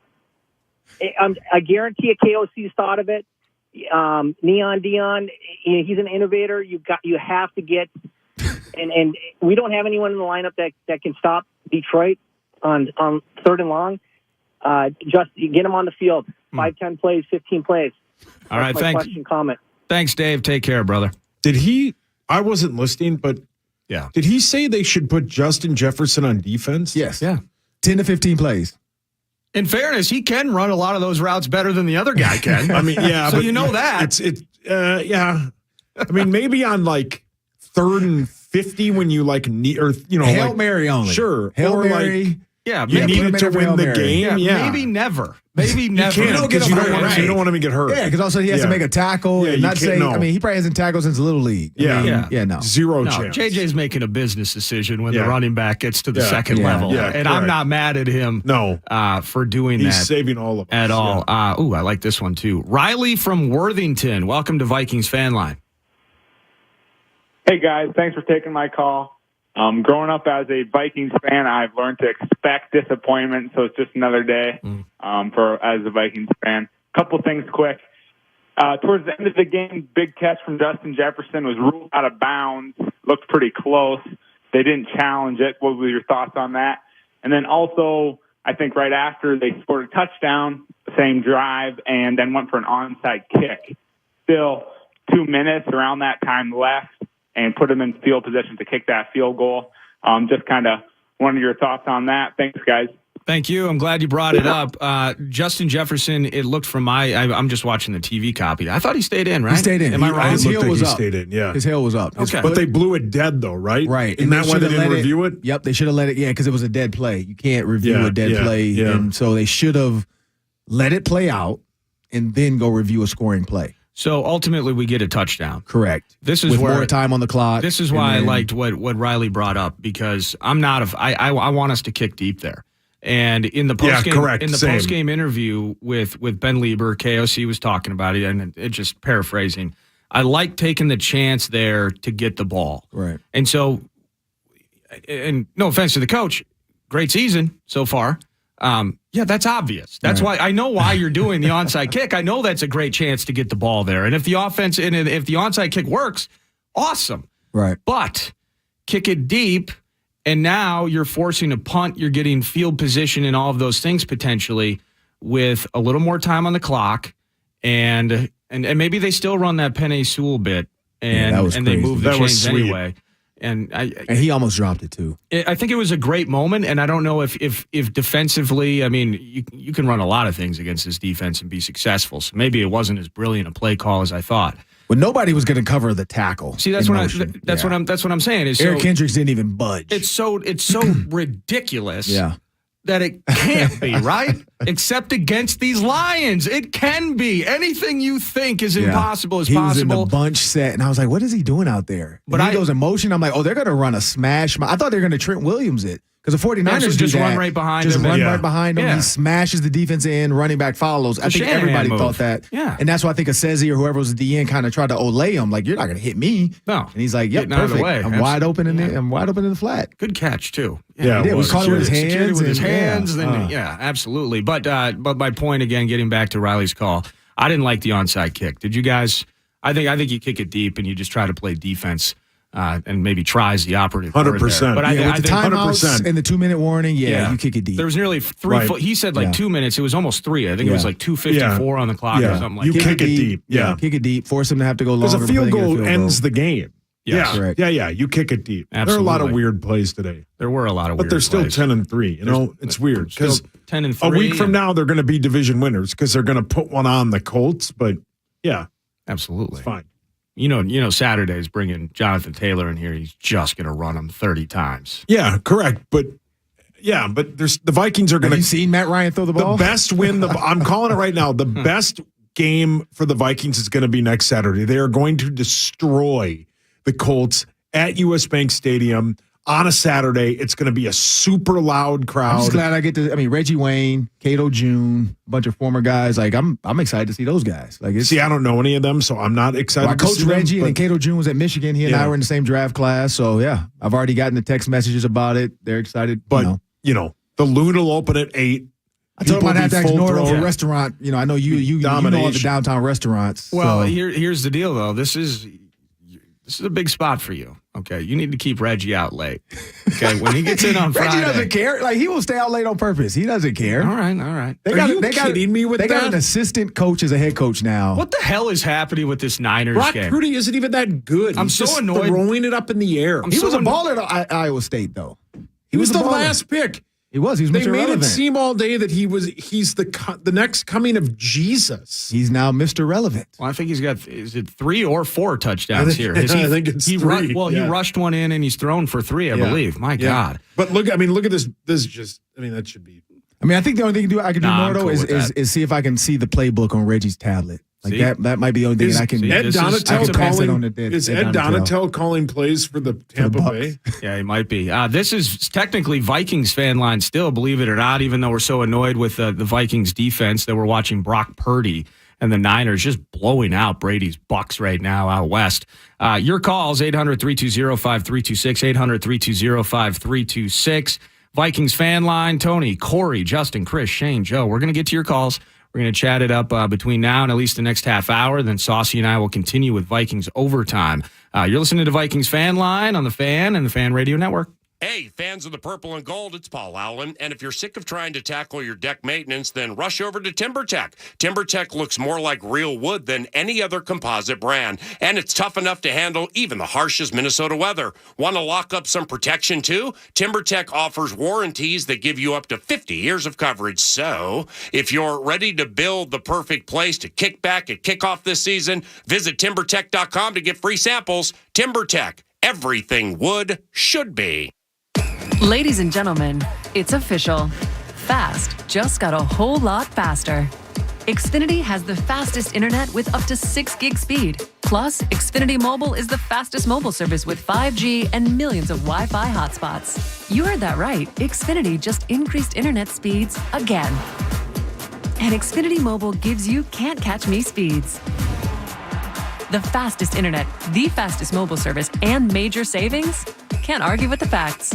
Now through December 21st, new customers can get 1.2 gig internet plus X-Fi Complete with unlimited data and Wi-Fi equipment included. It's just $50 a month for 2 full years with no annual contract when you add Xfinity Mobile with unlimited data at regular rates. Plus, get $200 back. Go to Xfinity.com/faster. Call 1-800-XFINITY or visit a store today. Requires paperless billing and autopay with stored bank account. Restrictions apply. Taxes and fees extra. Xfinity Mobile requires Xfinity Internet. After promo, regular internet rates apply. Actual speeds vary. I've always loved bird calling. My grandpa and I, chirp, chirp, chirp. But when I took over the pet store, tweet, tweet, I didn't have the time. Until I met Justin from Choice Bank. He set me up with cash management processes and employee benefits that saved me money and time. So much time. People call me Phyllis the cuckoo bird woman. They're so funny.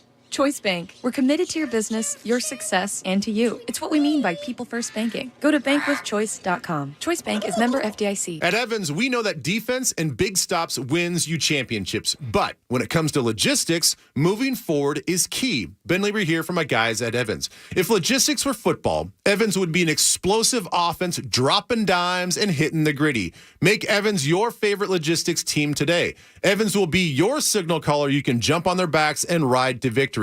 Get ahead of the competition right now and have a great experience while you're at it. Visit evanstrans.com. Again, evanstrans.com.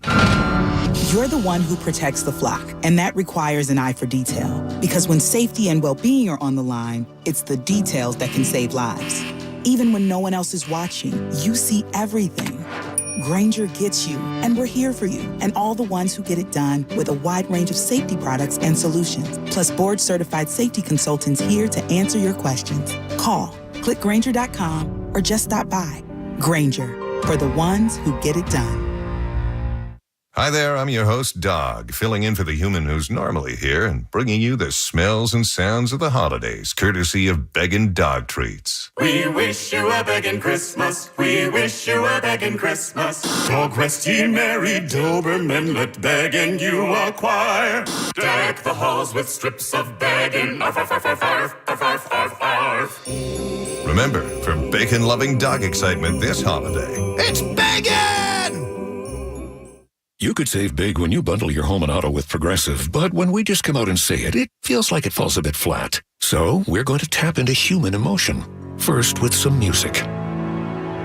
Then in a serious tone, I'll say, save big when you bundle your home and auto with Progressive. And even though it was about saving money with Progressive, we'll fade out the music so you know it was poignant. Wow, powerful stuff. Progressive Casualty Insurance Company and Affiliates. Discount not available in all states or situations. Join KFAN and the Minnesota Vikings this Monday at Shields in Eden Prairie as we collect toys for tots and broadcast all day on The Fan.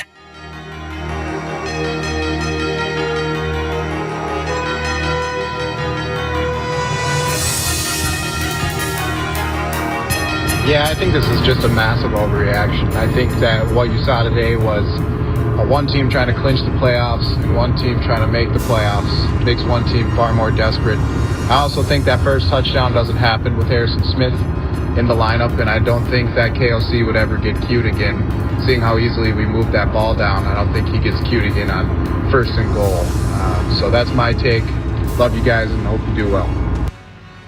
Appreciate it. That is courtesy of the talkback function. It's free via the free iHeartRadio app. You hit that microphone, give us your best 30 seconds, and we may play it during Fan Line. As a matter of fact, we got Max Fuller behind the glass right now. Steven with another talkback. Let's listen to that one. Kirk did a great job today. The offense did a pretty good job today. The special teams did a pretty good job today.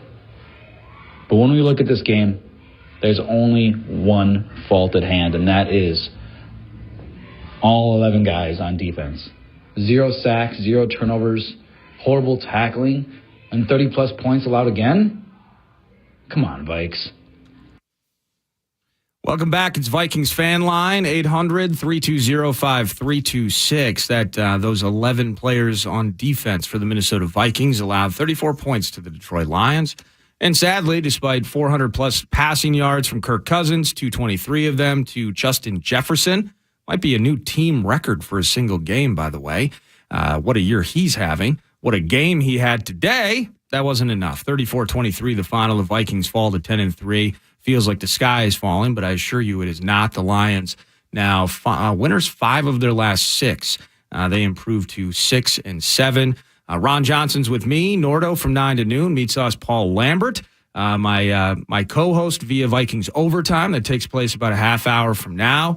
The conversation via the talkback, whether it's the defense and it's the offense, we can keep pointing our fingers at all of those things. Mm-hmm. But the frustrating factor with today's game in some respects is indeed that we don't get to celebrate just how good Justin Jefferson is, and this thing we have from Kirk to JJ. It's so bleeping amazing. Yeah. And yet here we are. And as we take more calls, it's a one-track mind, right? Yeah, nobody wants to talk about it. I mean, but we said 2,000 yards was out of reach after that last game, and you're like, well, crap, he just put up 223. So now he's back on track. I mean, it's just one of those years where he can do no wrong if you man coverage this guy. If you put him man-to-man, his breaks, his ability. I think they're still learning some of the choice route stuff. You can still tell when they're between him and Adam Thielen, when they both are in corner routes.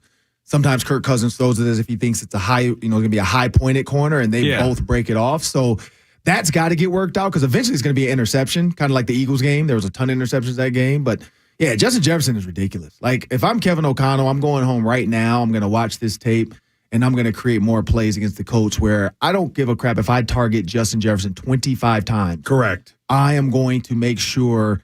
And then what happens, and this is what we saw today, then KJ Osborne comes wide open on a deep corner. Like you take it in there. It's, like I said, it's a feast or famine offense. Today, Justin Jefferson feasted. Unfortunately, the defense was the famine. So it was not good. And you're 100% on track, Ron, because he has 1,500 receiving yards exactly in his now 13 games played. He's not quite on pace for 2,000. It's like 1961-ish.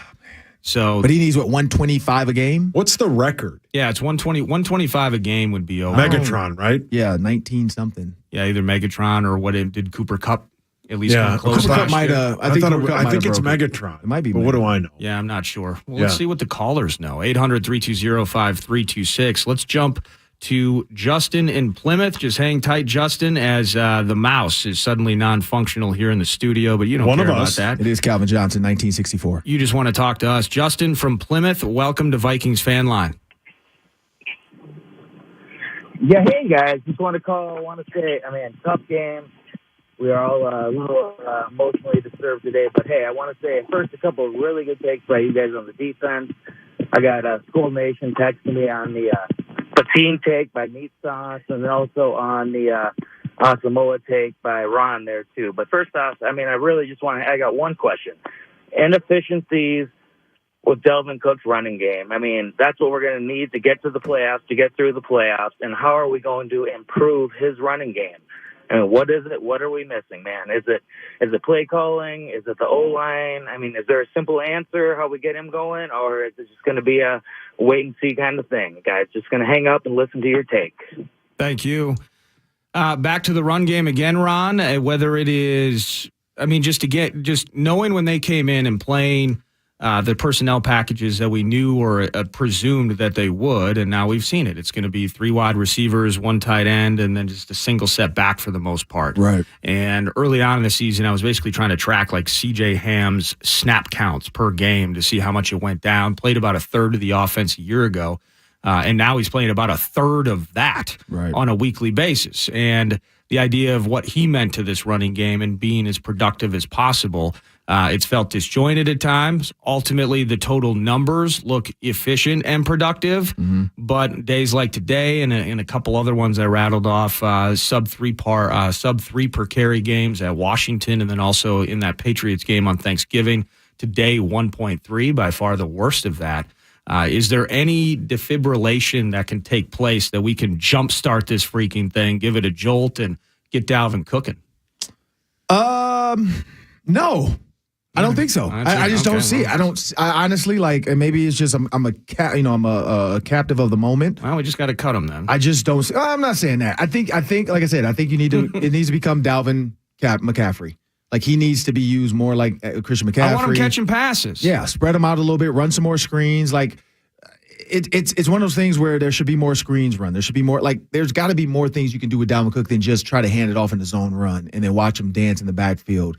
The times he got loose were on the edge. Keep letting him go. Run outside. Toss crack. I mean, I know there's rules around receivers cracking down on the defensive line and all these, new rules to protect everybody about the blindside block.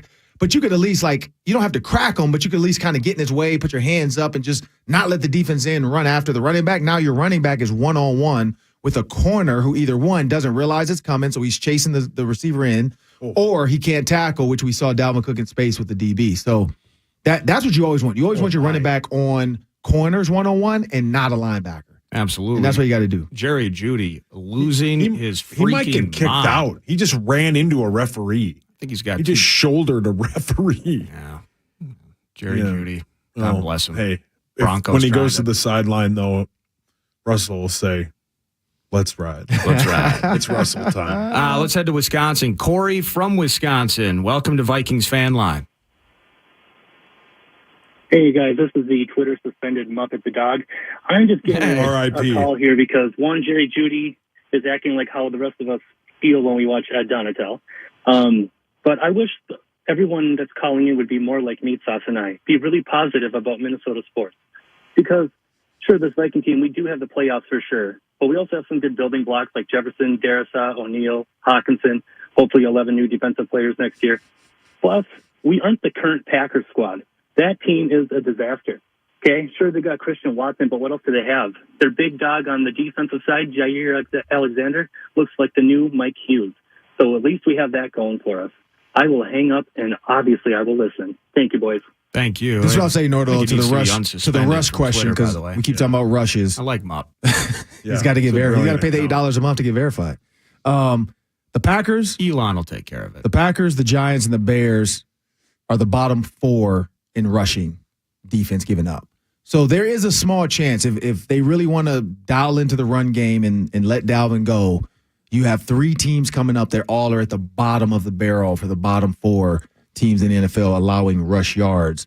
So, and then the Colts are bottom 10, bottom 11, I think. So there's an opportunity with these last 4. I mean, the next 4 are they'll win out. The Vikings will win out. Yeah, I think they should win out. But I'm saying, right, we're talking about running, getting Dalvin running.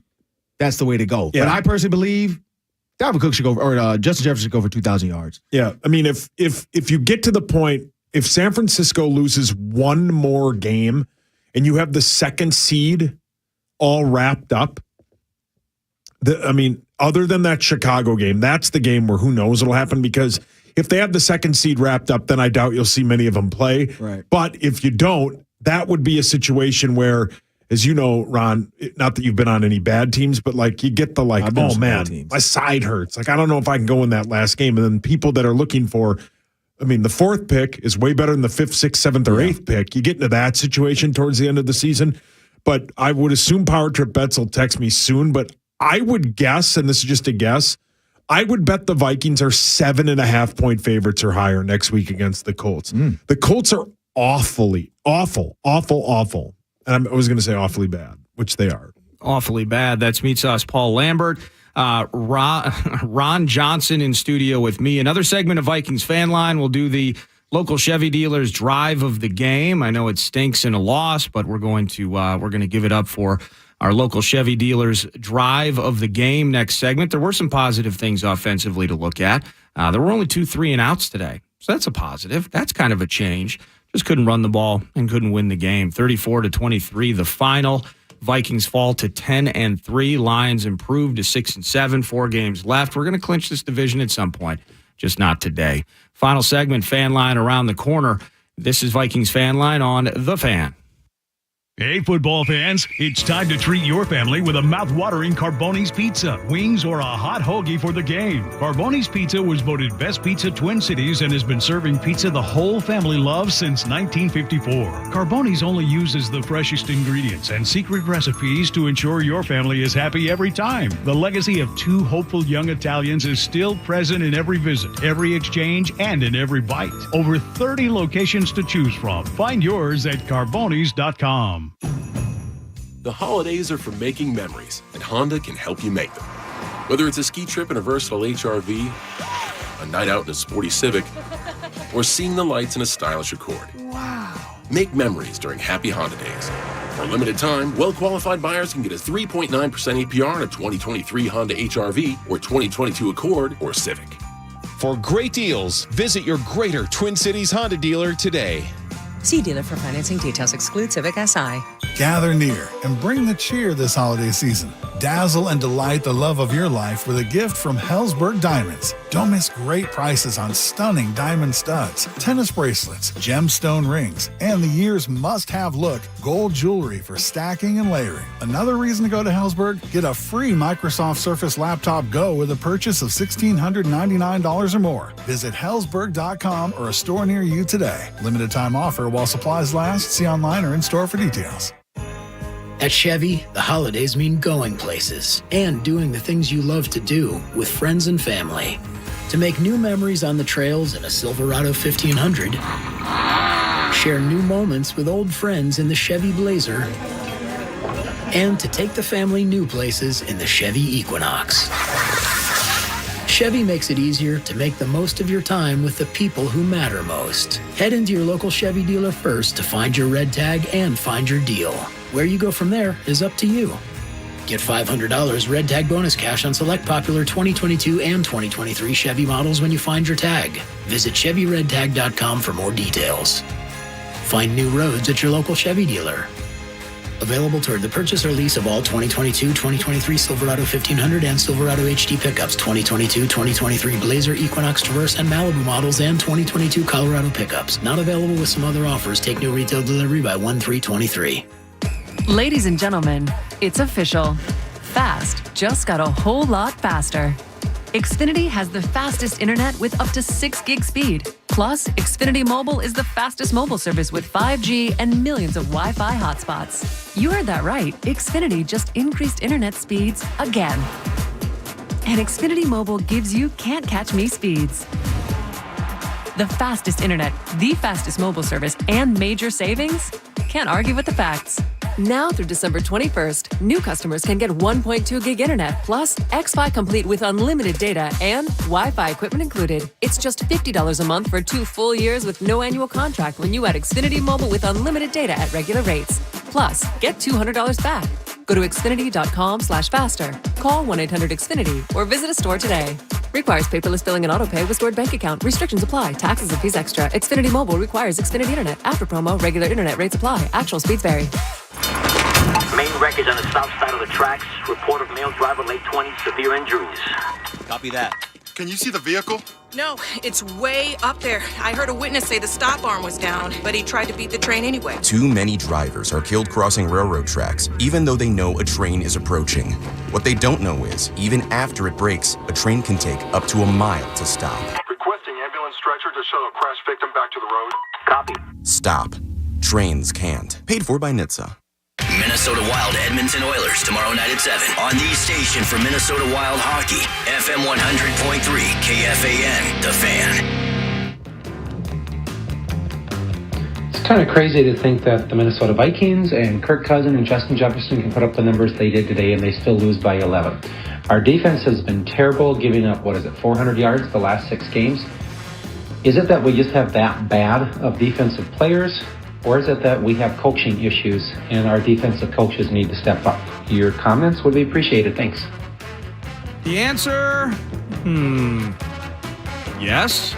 Welcome back to Vikings Fan Line. That's courtesy of a Talkback, the free Talkback feature on the free iHeartRadio app. You're sensing a theme there. That is correct. You go to The Fan, you listen to it, and then you hit that microphone. You give us your best 30 seconds, and we shall play it if so inclined and compelled to do so.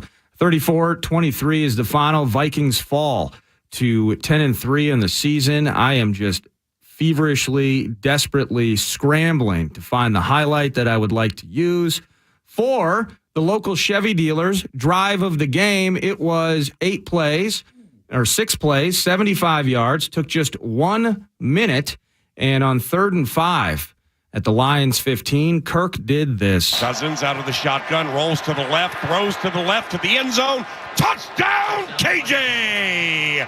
15-yard touchdown. The Holland, Michigan native finds the Ypsilanti, Michigan native, and it's 31-22 Lions. Man, I was so excited coming back from Army Navy in Philadelphia this morning. It was an early flight, and I hop on the plane, turn on NFL Network, and they were replaying the Week 3 game shortly before KJ Osborne scored that game-winning touchdown.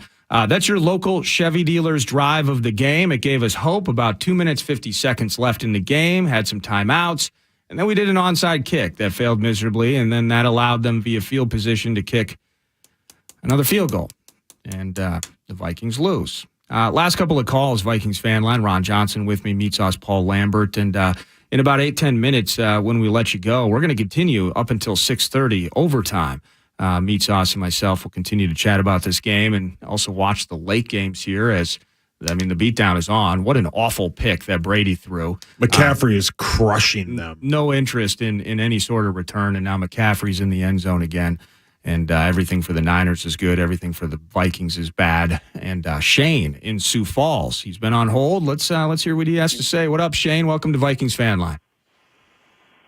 Hey, Nordo Sauce, Ron. How you guys doing today? Great. Pretty good, brother. What's up? Not too much. You guys have pretty much beaten to death everything I was going to talk about since sit on hold with all the things with Donatel's defense and stuff.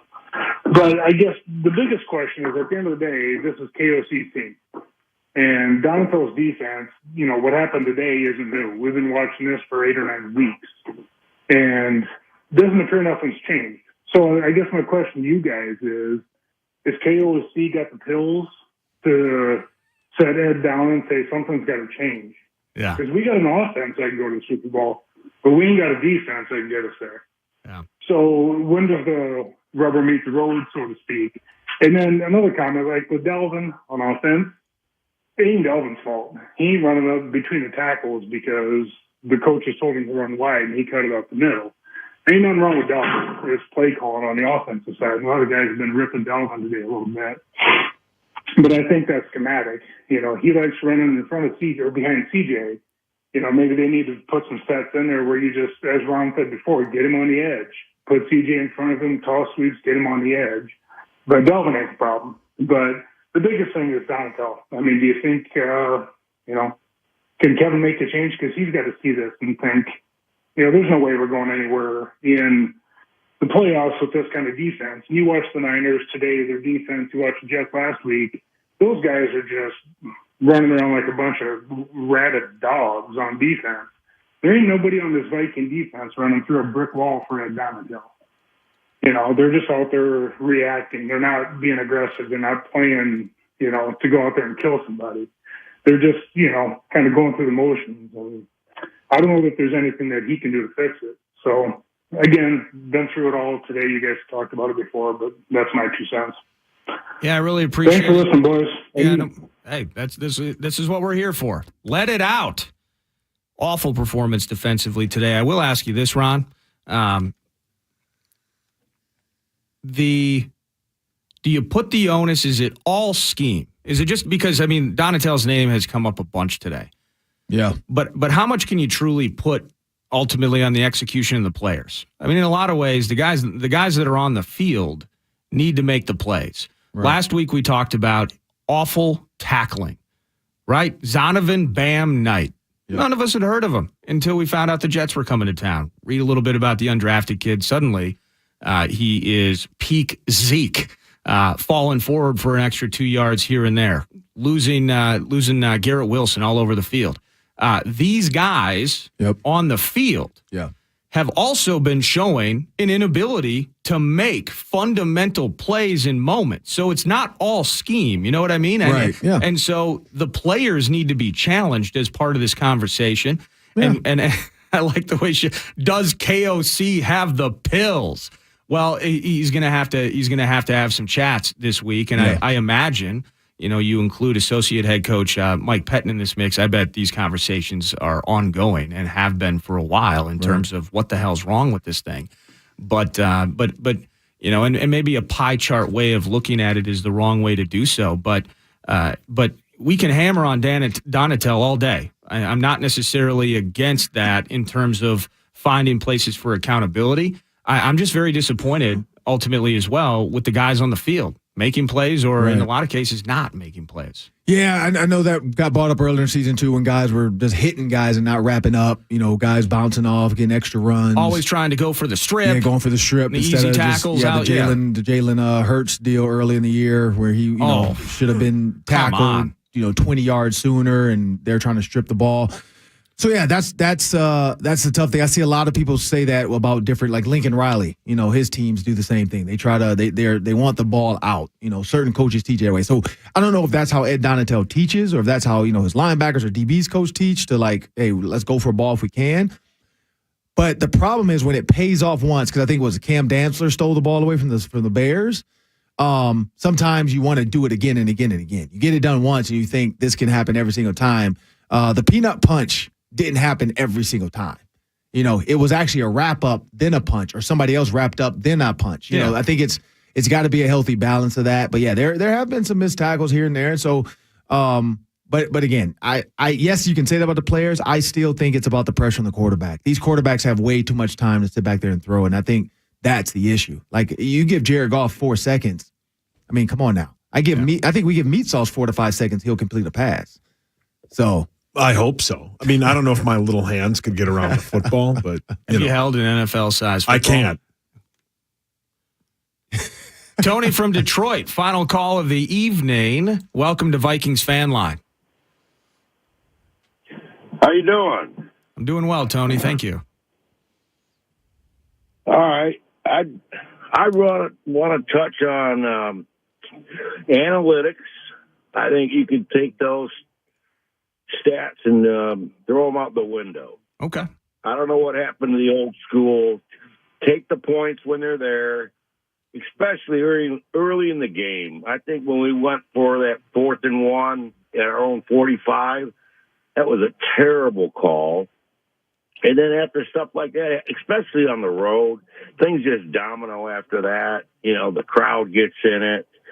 And then the other thing is I want to say, I think we don't need to be taking so much, putting so much pressure on our defense. I mean, we're 10-3. We found a way to win all these games. Today, we just didn't get the big plays. We were, we had a lot of, Hitman was out and then the other topic, the refereeing was terrible. We had a couple major calls that just flipped the field, the game. And, I just think it's go back to some basics. Take the points when they're there, especially early in the game. Start taking risks, in the fourth quarter and that, but not in we were halfway through the second quarter. Actually, we were in the first drive of the game when we went on that 4th and 1. Yeah. And then I want to give some prompts to Adam Thielen and all the boys, put up some major. I mean, you would look at that and say, how could we lose? But I think it came down to a few bad calls from the refs, and then a few bad calls from Connell with this analytics. And it's I know everybody goes for it now on 4th and 1, but when you're on the other side of the 50. early, you punt the ball. I mean, that's just basic football. That's how I look at it. Yeah, I appreciate you calling in, Tony. I appreciate your opinions, and have a great evening, all right? Thank you so much. Hey, thank you, Tony. As we've talked about, going forward on the fourth down early on, the desperate decision-making that it felt like in a lot of cases. We could probably rip NFL referees every single game. So, right. So I'm not mad at most of the things Tony said, and I'm definitely not mad at you, Ron. Thanks for hanging out with me, man. No, appreciate it. That's Ron Johnson at 3Ron Johnson across all social media. Looking forward to a Saturday on a Saturday. Saturday on Saturday, and that's the next time you're going to be hearing from your home for Vikings football, The Fan, pregame at 10 a.m. Saturday. 10 a.m. Saturday. Set your watches and clocks. And 10 a.m. pregame on the flagship. Vikings Radio Network joins at 11, and shortly after noon, The Boom. And let's get back on the right track here. Go 11-3, beat these visiting Indianapolis Colts. Thanks so much not only to Brandon Molesky, but Max Fuller. Thank you to Saucy. And Saucy's going nowhere because overtime is next. And we're with you until 6:30. Awful attention spans between the two of us. We're basically going to watch the late games and regurgitate a lot of the things we've said over the last 2 hours. Thanks for listening. Sorry our favorite team didn't win. But tomorrow, Toys for Tots at Shields. Starting at 5:30 a.m., come to Shields, hang out with us. We're there all day. We're going to try and figure out how to get this thing good again. Cheers, everybody. The holidays are for making memories, and Honda can help. Whether it's hauling presents in a Ridgeline, going sledding in a Pilot, or traveling in a Passport or CR-V.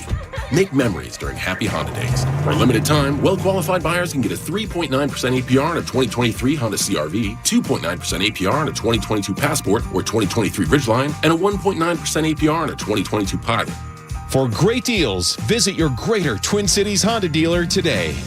See dealer for financing details. Red Hot Chili Peppers, live in Minneapolis. Anthony, Chad, Flea, and John, live on stage. With very special guests, The Strokes, and King Princess. Red Hot Chili Peppers, U.S. Bank Stadium, Saturday, April 8th. Get tickets now at Ticketmaster.com.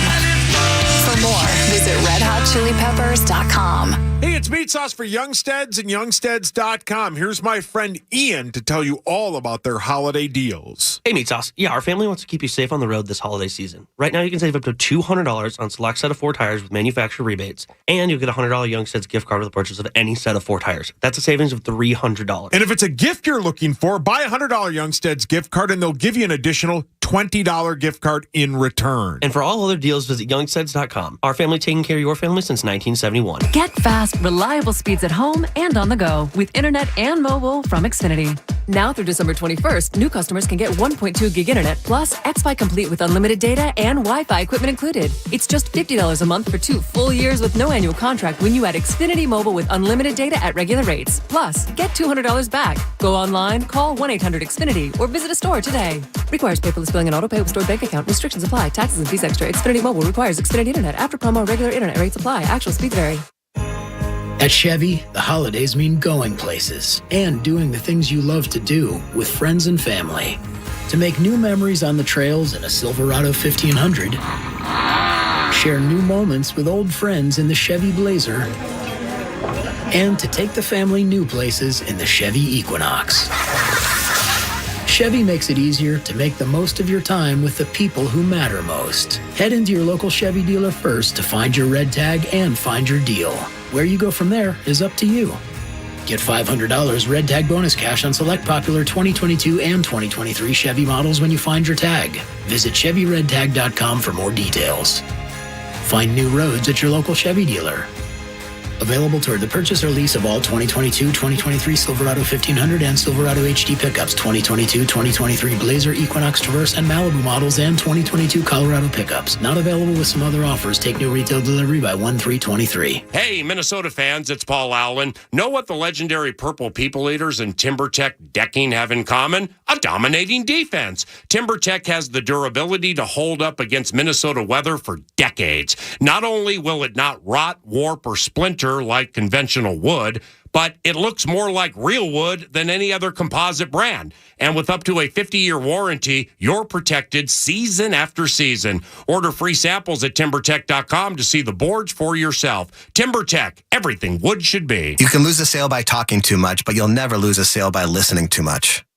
When presenting features and benefits, your prospect is in a passive mode, just sitting back and listening.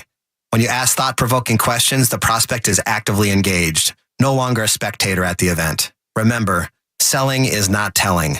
Ask questions and show genuine curiosity to fully understand the prospect's needs, pain, then provide solutions. To grow your sales, go to salespro.sandler.com. That's salespro.sandler.com. Minnesota Wild Edmonton Oilers tomorrow night at 7 on the station for Minnesota Wild Hockey, FM 100.3, KFAN, The Fan. 49-yard try left hash.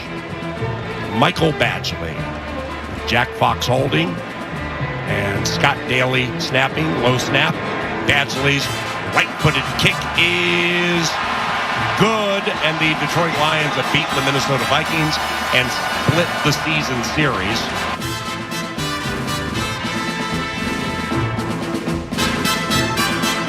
Hi. Hey, welcome back. Vikings overtime. Long time no welcome talk. Back, but here we are again. Nordo and I. Your Vikings lose 34-23 to the now 6-7 Detroit Lions. That team at home, Nordo, is unbelievably good. The Lions? I mean, let's be honest. The Vikings should be 9-4. They should have lost to them twice. And it took earlier at US Bank Stadium, they should have lost to them, all that stuff. Right.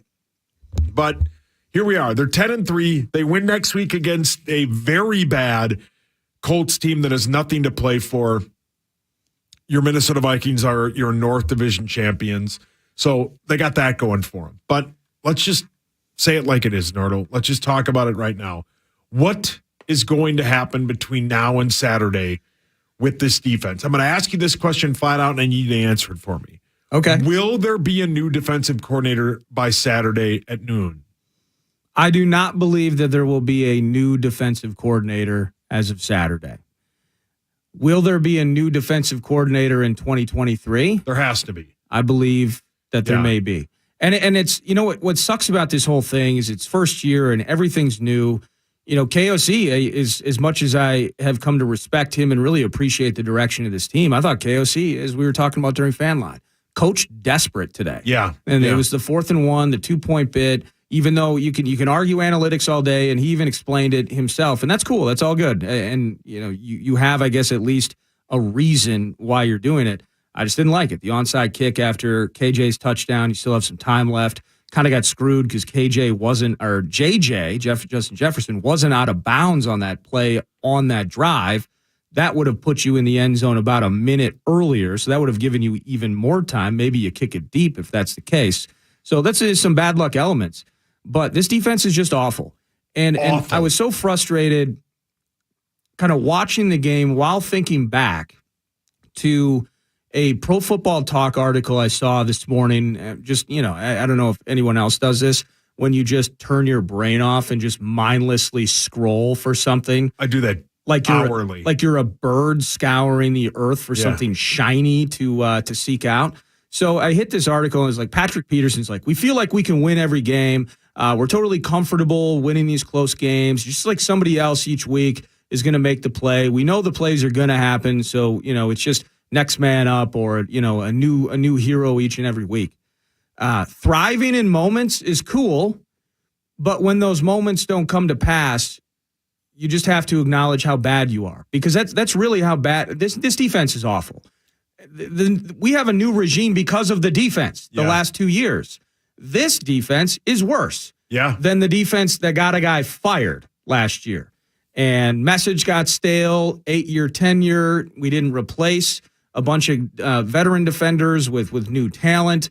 And we tried to bring in some fresh love. Harrison Phillips, second year now for Dalvin Tomlinson. Zadarius Smith is basically playing on one bleeping leg out there. Daniil Hunter, can't remember the last time I heard his name in a positive sense in terms of making a game-changing play. Needed him big time this year, not getting it. cornerback depth. We know all of that. No Harry today.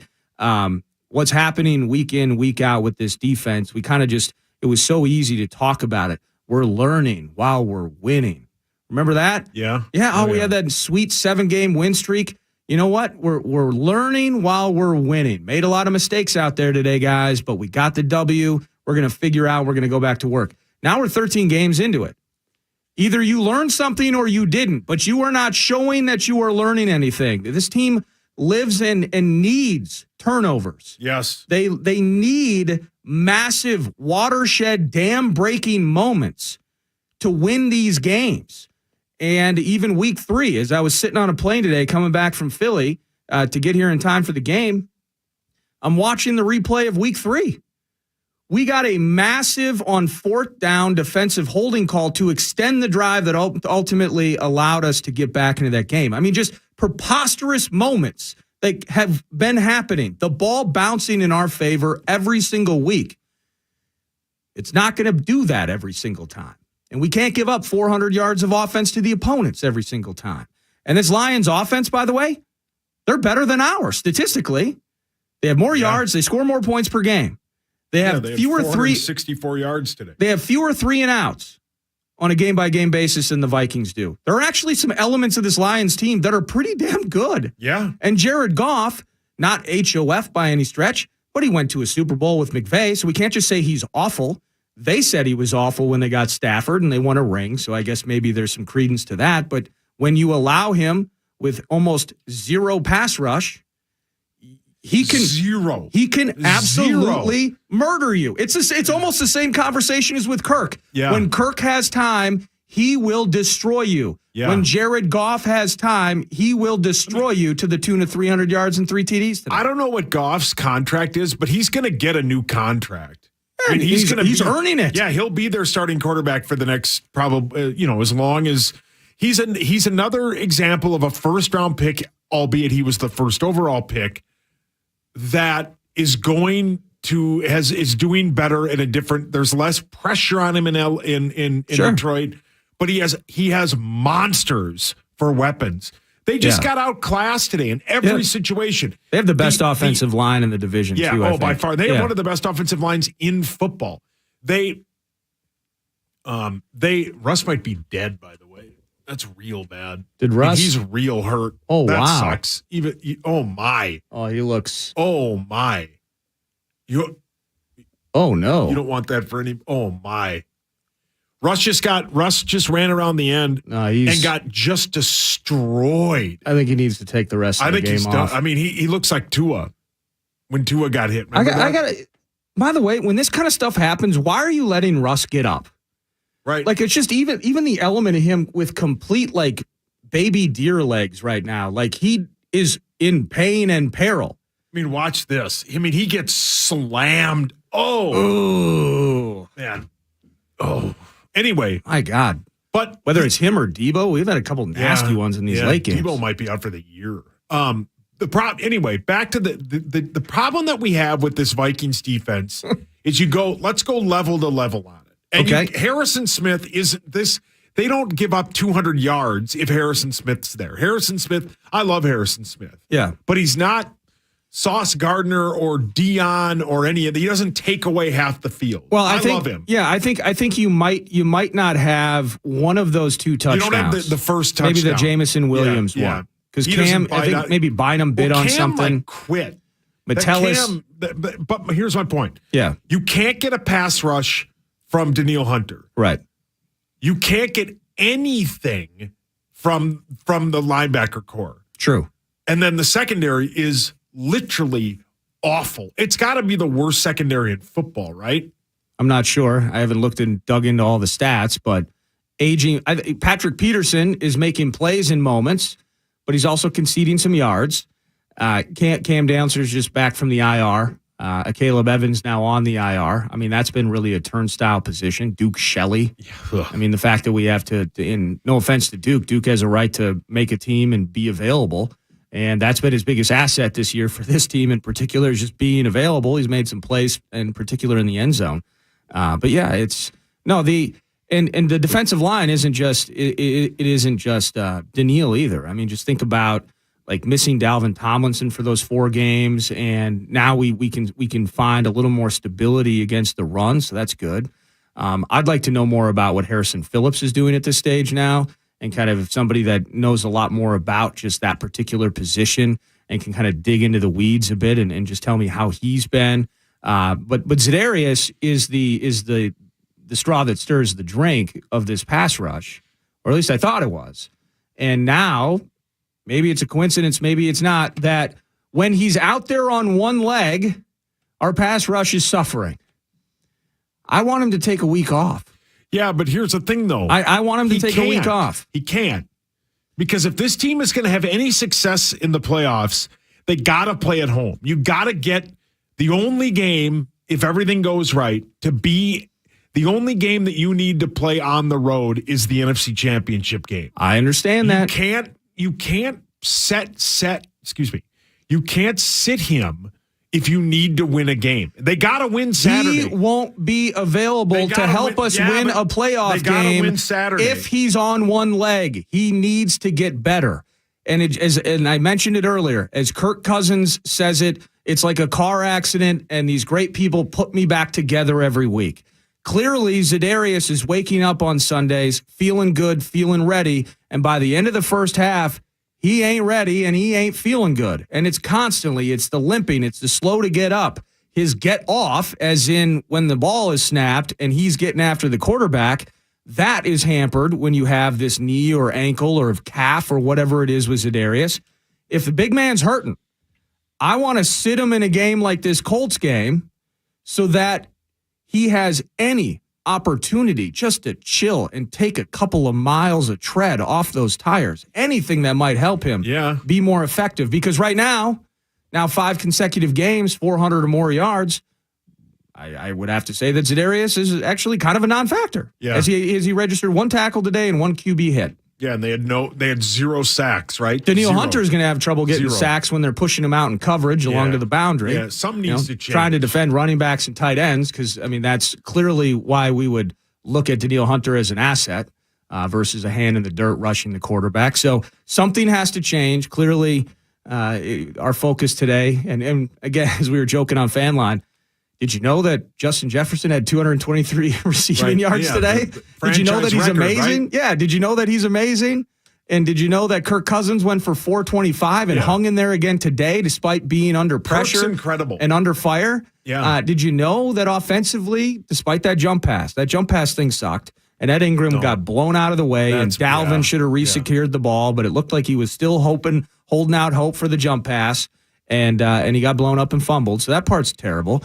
But other than that, the offense did enough to win today. There is clearly one particular and persisting issue, and it's on the defensive side of the ball. Yeah, it was super, super, super bad. Your Minnesota Vikings lose 34-23. Nordo and I will walk it up to the night game, which, of course, is the Miami Dolphins and the LA Chargers. And that game was flexed, and they took the Chiefs and the Broncos out of primetime, which is a barn burner of a game. That is a great game currently going on.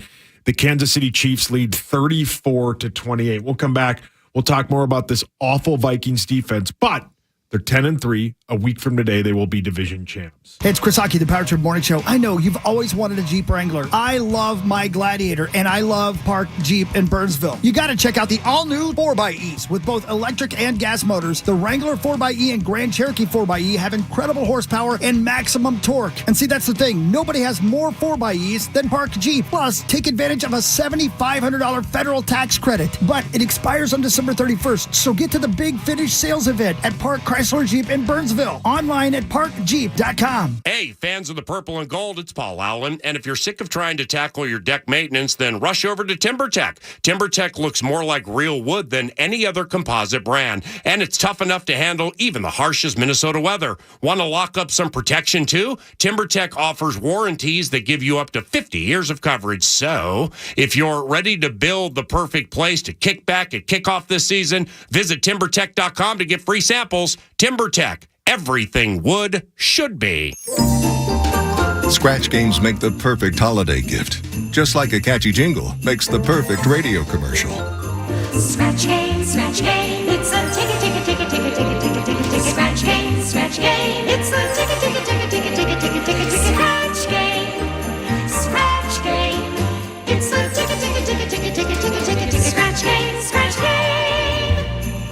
happy holidays from the Minnesota Lottery.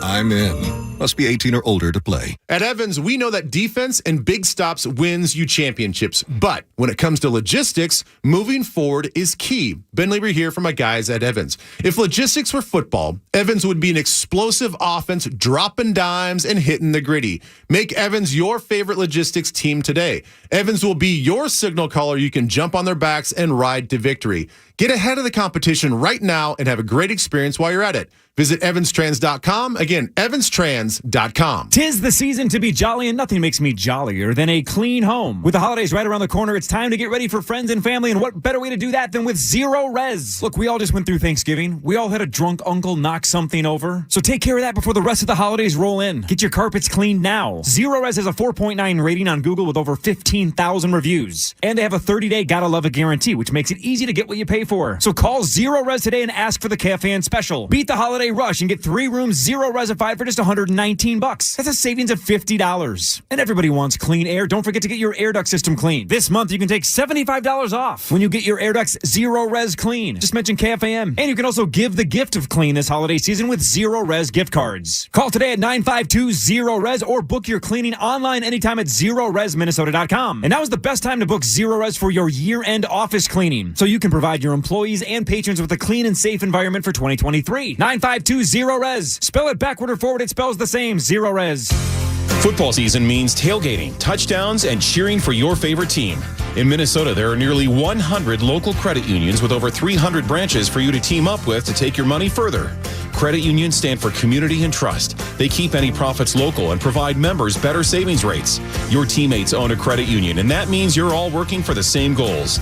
More transparency, more trust will give you more personal financial wins.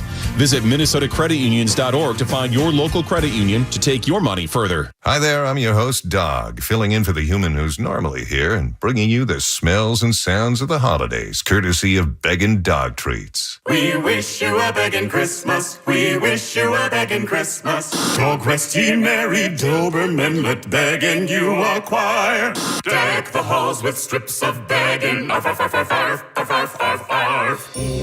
Remember, for bacon-loving dog excitement this holiday, it's Beggin'! Join KFAN and the Minnesota Vikings this Monday at Shields in Eden Prairie as we collect toys for tots and broadcast all day on The Fan. Handoff Dalvin, stutter steps. It looked like the ball's bouncing around, and the Lions had picked it up. They were going to pass. It was going to be a jump pass. I swear, Dalvin was going to jump pass over the line. Yes, it was. It was supposed to be a jump pass. Are you kidding me? You had Oli Udo in there. What? And it was Johnny Munt that snuck out the back. And then Dallas put the ball down on the ground before they were even able to do it. So. Yeah. Your Minnesota Vikings lose 34-23 to the Detroit Lions. They're done with the Detroit Lions. They split the series 1-1. But your Minnesota Vikings are 10-3. Let's talk about some positives here, Nardo. Okay. They're 10-3. They're 10-3. Kirk Cousins was incredible. 31 of 41, 2 TDs, 425 yards. Look at that, like 10.5 yards per attempt today, too, because that's been a thing. Like career low 6.5, I think, coming into this game, yards per attempt. And he was well over 10 yards today. Great game for Kirk. Justin Jefferson, 11 catches, 223 yards. Should have had a touchdown, but they blew the play dead. Whatever that is, it is what it is. But their offense, when that offense hums, is super good. You get rid of that stupid jump pass, which if it works, it's brilliant. But you get rid of that, they score there. It's a completely they win the game. Yeah, I think it takes all the momentum away. They get they do the Belichick double dip bit where they get the ball back at the end of, especially if they run that ball, Delvin had stopped there, the clock keeps ticking. They get the ball back in the second half. Right. They maybe double dip there and go up 21 to whatever 14 or whatever. They have control of the game. Then they can dictate everything. But that was basically the end. Everything went haywire after that. The bad 3-and-out coming out after the half was hideous. The onside kick I'll never get over. I know probably tomorrow Corey's going to say that was the right call. It's not. You kick them deep. You have 2 timeouts plus the 2-minute warning. You kick it deep. You play field position. Because then if let's say they stop it, They pooch kick it down to the 2 or 3 yard line. You got to go 97 yards for a touchdown instead of, whatever it is. Well, but the key is that you do the onside kick. It fails, as it will 92, 93, 95% of the time, whatever the stats are on it. Okay, they're already the Justin Tuckers of the world, they're already in field goal position right there. Correct. You give up that first down. And so instead of them punting with 20, we got the ball back with 17 or 20 seconds left or something like that. Okay, obviously you're probably not going to score. Vikings didn't, game ends. But you didn't give them the field goal opportunity. You know what I mean? Kicking deep was the right play. Yep. But I was thinking about it, though. And I want to get back to the jump pass, too. Hideous. What if he made that decision because he doesn't trust the defense? Like you were asking me last segment, you wanted to put me in That's a great point, Nordo. You wanted to put me in a spot where it's like, are they going to fire Ed Donatel this week? I mean, that's a big spot decision for a first-year head coach to look at everything and where this team is at. Look at his own potential inadequacies. You mentioned the 3 and outs and some of these things offensively that just are disjointed at times, heavy focus during fan line, and maybe in some ways fairly because of the run game. And so it's still just balanced with this offense and growth for the first-year head coach. I mean, what if he just straight up doesn't trust the defense? I know as a fan, as a Rube, I don't trust the defense. No. I don't trust him at all. And so it speaks kind of to the theme that I had when I look back at this game in some ways, that there was some reaching by the coach today. There was some desperation where on that first drive, the 4th down, they go for it deep in their own territory. And if it works out, we're probably talking about a touchdown drive, and we love the not arrogance, but the assertive nature of Kevin O'Connell to do that in that spot. It doesn't work out, and they score a touchdown to Jamison Williams because our defense can't cover anybody. What if the coach just doesn't trust Donatel's defense?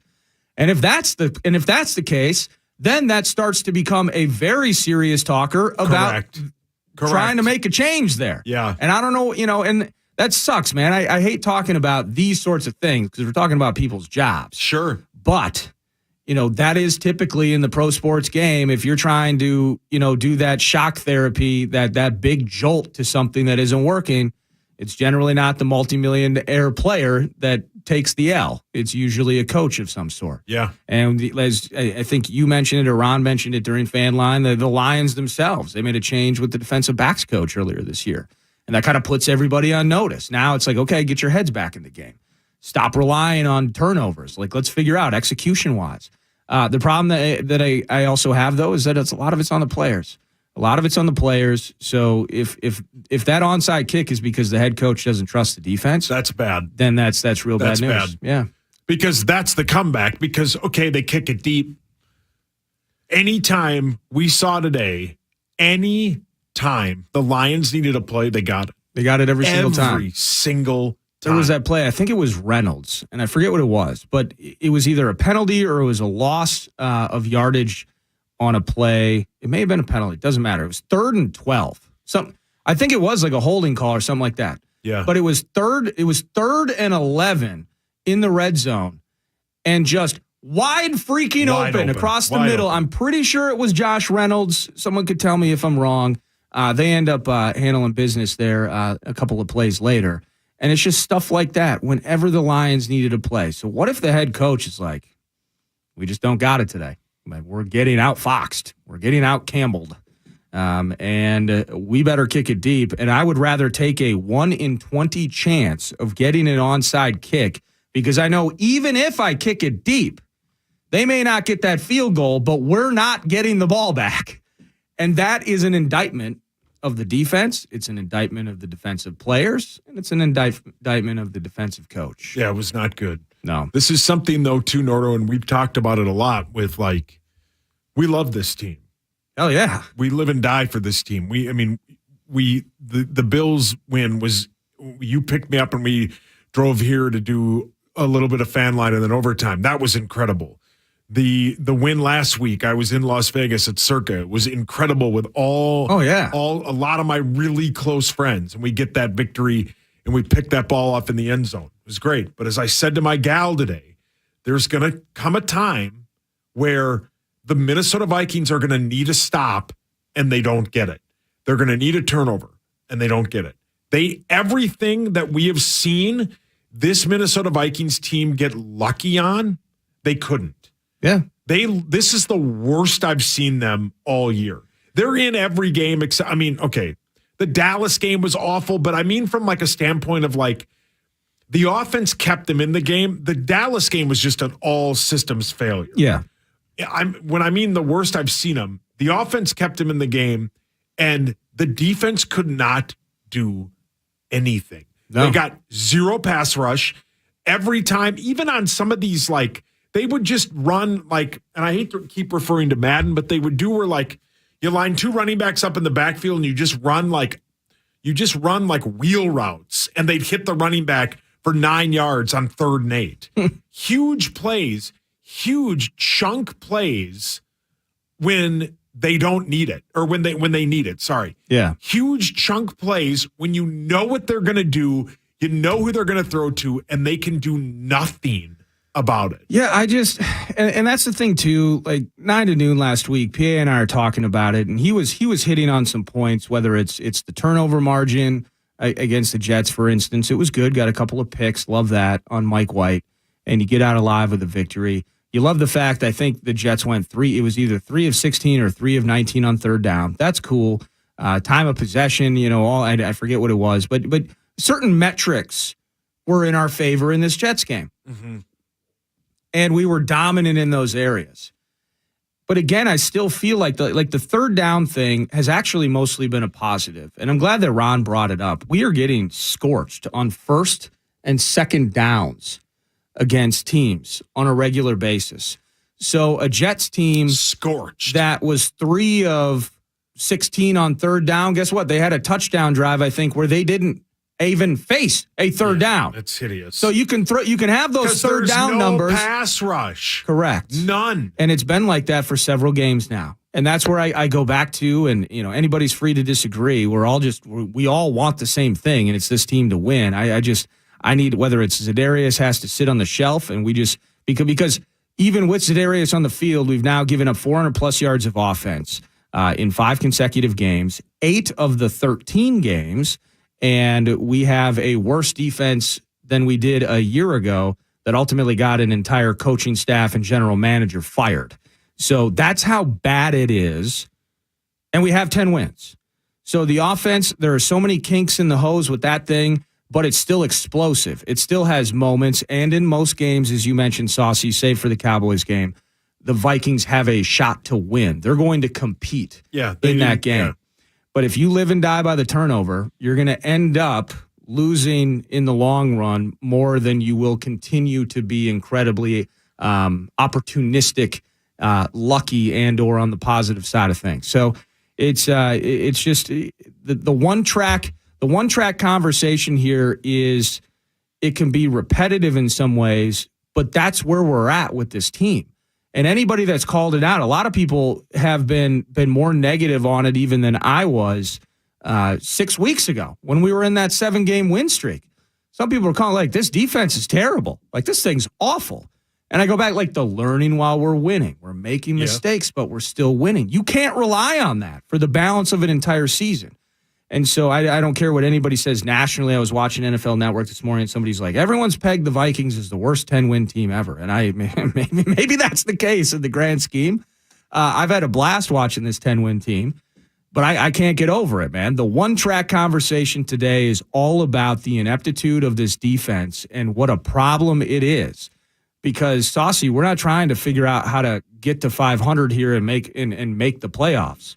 We're going to win the NFC North and have a chance maybe even to be the 2nd seed in the NFC. It's weird. We haven't won the division in 5 years. We don't care. Right. We want this team to win games in January. Yeah, we don't care. Right. Correct. Yeah, cool banner at US Bank Stadium. The stadium already kicks ass. I don't even look at banners. Yeah. Okay, I'm too busy trying to fit, is that fake snow coming down? What's going on? We got the cool presentation. Yeah. I wish that the Dragons still shot fire out, but thank you to the Tennessee Titans for ruining it for everybody, jerks.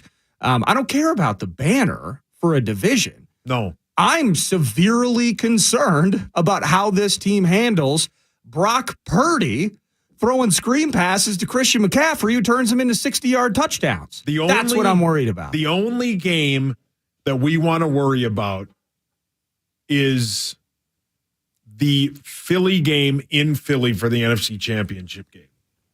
That's the only road game they want to play. That's it. That's all they want. That's it. We don't want to have to worry about any more of that. But they got whatever it is. Like you got a Colts team that's on the bye that probably watched a lot of that game and went, wait a minute. This defense is horrifically bad. Yeah. Horrifically bad. And we got Jonathan Taylor coming. I don't think he caught that. Yeah, it's hard to say. I think one of his toes was on the paint. But no, I think he's bobbling it. Yeah, he didn't catch it. Anyway, they have an offense that has, they're not good. Matt Ryan's bad. Yeah. They're just not good. But they are going to see that and go, why can't we do that? Right. How come we can't go in there and win, against a banged up Vikings team who is missing its center and left tackle? And the more games this left tackle misses, the more of a concern it is. Because he missed 3 straight now? I think so. Yeah, because he missed the Thursday game, he missed the Jets game, and he missed today. Not good. But they need them back. They need these guys to come back because they got to win a game on Saturday. You can't let this thing snowball. Good teams bounce back, and they have all year, so we'll see if they do it again. Football season means tailgating, touchdowns, and cheering for your favorite team. In Minnesota, there are nearly 100 local credit unions with over 300 branches for you to team up with to take your money further. Credit unions stand for community and trust. They keep any profits local and provide members better savings rates. Your teammates own a credit union, and that means you're all working for the same goals. More transparency, more trust will give you more personal financial wins. Visit MinnesotaCreditUnions.org to find your local credit union to take your money further. Ladies and gentlemen, it's official. Fast just got a whole lot faster. Xfinity has the fastest internet with up to 6 gig speed. Plus, Xfinity Mobile is the fastest mobile service with 5G and millions of Wi-Fi hotspots. You heard that right. Xfinity just increased internet speeds again. And Xfinity Mobile gives you can't catch me speeds. The fastest internet, the fastest mobile service, and major savings? Can't argue with the facts. Now through December 21st, new customers can get 1.2 gig internet plus X-Fi Complete with unlimited data and Wi-Fi equipment included. It's just $50 a month for 2 full years with no annual contract when you add Xfinity Mobile with unlimited data at regular rates. Plus, get $200 back. Go to Xfinity.com/faster. Call 1-800-XFINITY or visit a store today. Requires paperless billing and autopay with stored bank account. Restrictions apply. Taxes and fees extra. Xfinity Mobile requires Xfinity Internet. After promo, regular internet rates apply. Actual speeds vary.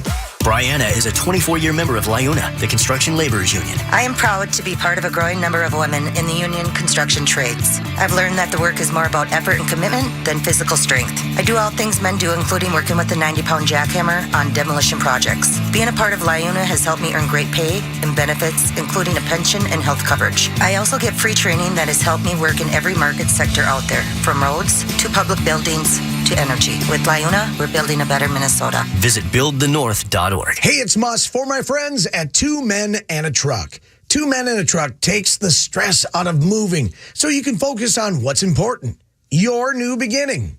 Whether it's down the street or across the country, 2 Men and a Truck will be there for all of your moving and junk removal needs. Moving doesn't need to be hard. Let 2 Men and a Truck show you how easy it can be. Get a free quote at 2menandatruck.com. 2 Men and a Truck. The movers who care. Hey, football fans, it's time to treat your family with a mouth-watering Carboni's Pizza, wings, or a hot hoagie for the game. Carboni's Pizza was voted Best Pizza Twin Cities and has been serving pizza the whole family loves since 1954. Carboni's only uses the freshest ingredients and secret recipes to ensure your family is happy every time. The legacy of 2 hopeful young Italians is still present in every visit, every exchange, and in every bite. Over 30 locations to choose from. Find yours at Carbonis.com. Hey, Hey, truck drivers, want to be home daily doing the things you love? Well, Quick Trip is growing and looking for experienced licensed Class A CDL drivers for our fuel driver positions. Our fuel drivers can earn an average annual salary of $110,000. Wow. And don't forget sign-on bonuses up to $10,000, quarterly safety bonuses, and 40% profit sharing. Now that's a driving career you can take to the bank. Learn more about driving for a family-owned company at quicktrip.com/goplaces. I wanted to know why some people who get COVID-19 get it so bad. I found out it may be because they have a high risk factor, such as heart disease, diabetes, being overweight, smoking, and asthma. Even if symptoms feel mild, these factors can increase your risk of COVID-19 turning severe. So if you're at high risk and test positive, there are things you can do, like asking your healthcare provider if an authorized oral treatment is right for you. Learn about an option at treatcovid19.com. This message is sponsored by Pfizer. The Twin Cities home for Vikings talk. FM 100.3 KFAN. The Fan. Jack Fox has his heels on the 11. Outside chance, a very outside good pass here. It's a fake punch. And it went right to the up back, who heads for a first down to the 40, to the 50, to the near side. And the Detroit Lions, with a piece of trickery, have run themselves not only into Vikings territory, but to a first down. It was a direct snap. There's a flag on the play. It was a direct snap to C.J. Moore.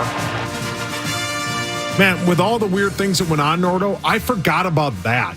That was hideous, too. Yeah. No, they got everything they wanted. Yeah, they did. And they played like a team that needed the win, and the Vikings had a little bit of like, yeah, well, we'll win next week. Who the hell is C.J. Moore? I don't know. I've never heard of him. And he's going for 40 yards on us. And then they got a taunting penalty on top of it, and I think they still scored a touchdown. Yeah, they probably did. Yeah, it was hideous. It was super bad. Your Vikings lose 34-23 to the Lions. Your Vikings are 10-3. But here's the thing. Let's be a little bit optimistic about today. Okay. I like optimism.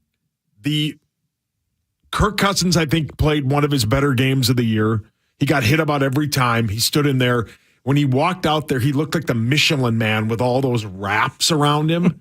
It looked like he was in bubble wrap. They had all that stuff around him. He's getting beat up, man. Yeah, correct. Now, let's hope you get Bradbury back. Let's hope you get Darisaw back, and you just put it on the Colts. That's exactly what they're going to do on Saturday. They need this win.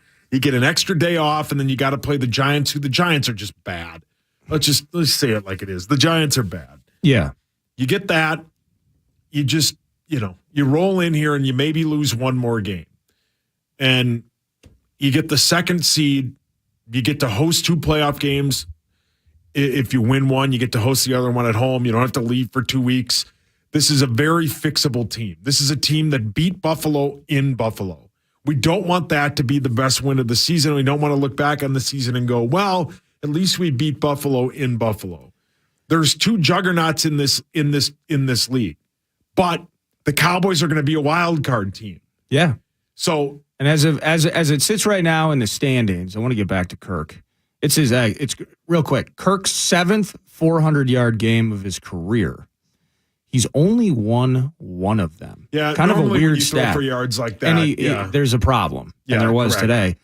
It was against the Lions a couple years ago, that 37-35 bit. So second 400-yard game against Detroit. Yeah, as of now, the Vikings are still in the second spot. So we're still going to be everything could be okay. We would face the Washington Commanders. Which would be tough because that's a good squad. Well, Daron Payne looked like he nearly just speared Kirk. Yeah. In that game out east, and Kirk delivered a bullet on that play. By the way, had to sit out a play. Here's another thing. I just got this from Power Trip Bets. Ooh, the Vikings open next week as a 4.5-point favorite. The over/under is 47.5. Yeah. So they're favorites next week at home. And they should be. I assume they will be favorites the rest of the way. I would agree with that. Because God knows that we're going to get in a Green Bay team here on New Year's Day. They're at Lambeau, but you know what I mean. Who knows what kind of team that'll be. The Bears are falling apart and everyone's hurt. The Bears are horrible. Yeah. And the Bears I don't think the Bears will win another game. That it is what it is. But I'm not Lambeau scares me. Sure. I'm just going to be honest about it. Yeah. But we'll see. We'll see. I think 4.5 sounds about right. The issue or what's this Jonathan Taylor thing, like if Matt Ryan, of all people, has the time that Mike White had, he'll destroy had us. the time that Jared Goff had. He'll destroy them. Yeah. But and they're a top 10 defense from a yard standpoint. I think they're 10th or 11th in points allowed defensively. They got good corners too. They can make some plays. Yeah. And what's his name? Gilmore. I think they have Gilmore. Yeah. Dusted him off, and former defensive player of the year, still picking people off. But the Vikings have also showed the ability against good defenses to make plays. I mean, we ran it up, or we got to the finish line against the Jets. Belichick's defense, you can call it fraudulent or whatnot, but statistically they've been very good for most of the year. You put 30-some on them. So I'm not afraid. Once again, I am not afraid of us finding a way to score enough points to win a game. No. Can we affect Matt Ryan? Hi, I'm Braxton, and I'm a cancer survivor. I created TB1 Fund to help other patients and families at M Health Fairview Masonic Children's Hospital going through similar life-changing situations. My goal is to provide experiences and day brighteners to help patients stay positive. To learn more about me, my foundation, or to become a teammate, visit tb1fund.org or my Instagram, TeamBrax1. No one fights alone. We got this. Maybe it's hair in the sink, or hair on your pillow in the morning, or hair in the shower. All signs your hairline is headed in the wrong direction. When that happened to me, I went to Hair Restoration Institute. I battled back, restored my hairline, and made an investment in my future. Find out why Hair Restoration Institute was named Minnesota's best hair restoration clinic by the Star Tribune. Go to myhairlossclinic.com or call 612-588-HAIR. You can't spell hair without HRI. Go to myhairlossclinic.com or call 612-588-HAIR. Football season means tailgating, touchdowns, and cheering for your favorite team. In Minnesota, there are nearly 100 local credit unions with over 300 branches for you to team up with to take your money further.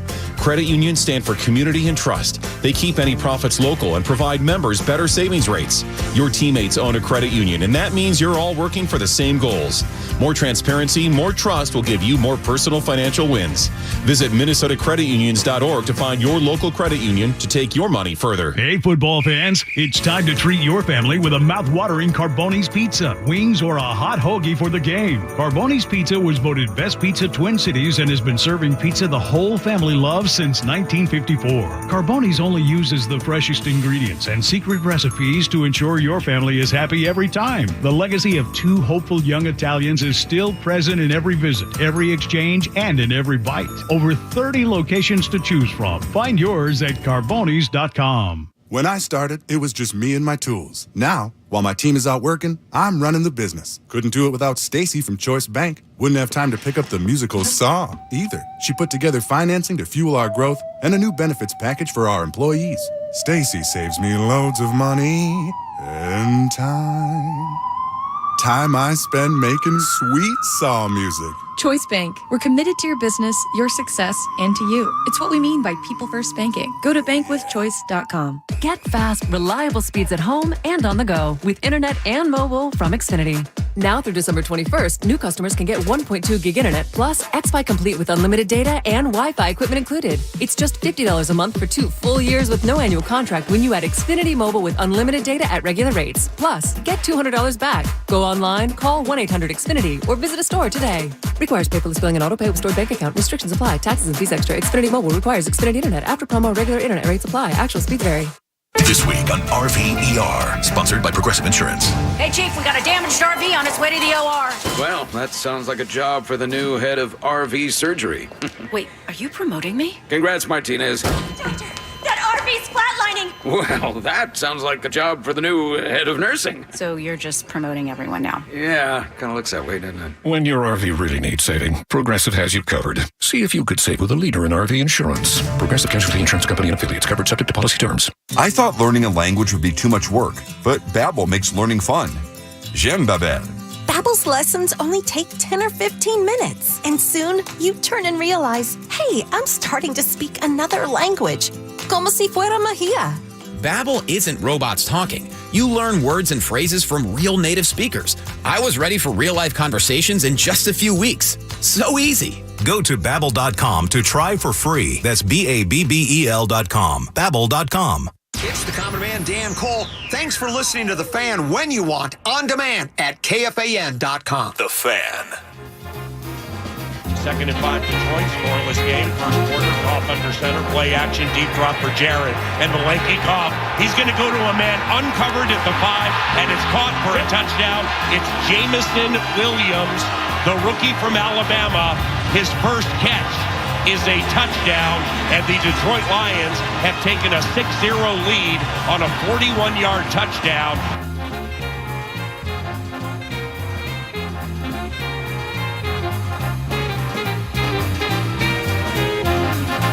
Welcome back. Final segment, Vikings overtime.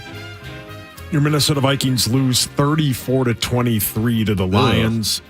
Your Vikings are 10-3. They win next week. They are NFC North champs. They open as a minus 4.5 point favorite against the Colts. The over-under is 47.5.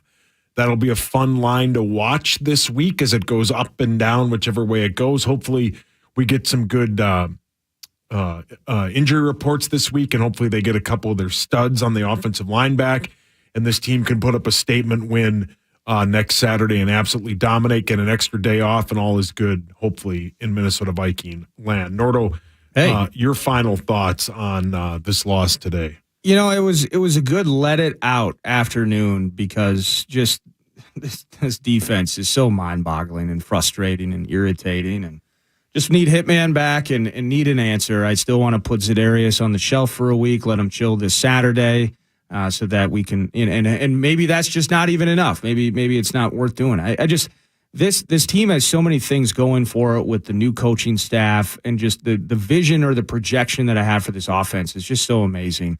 And to celebrate what JJ did today, how good Kirk was, unfortunately that gets lost in the wash of an awful loss.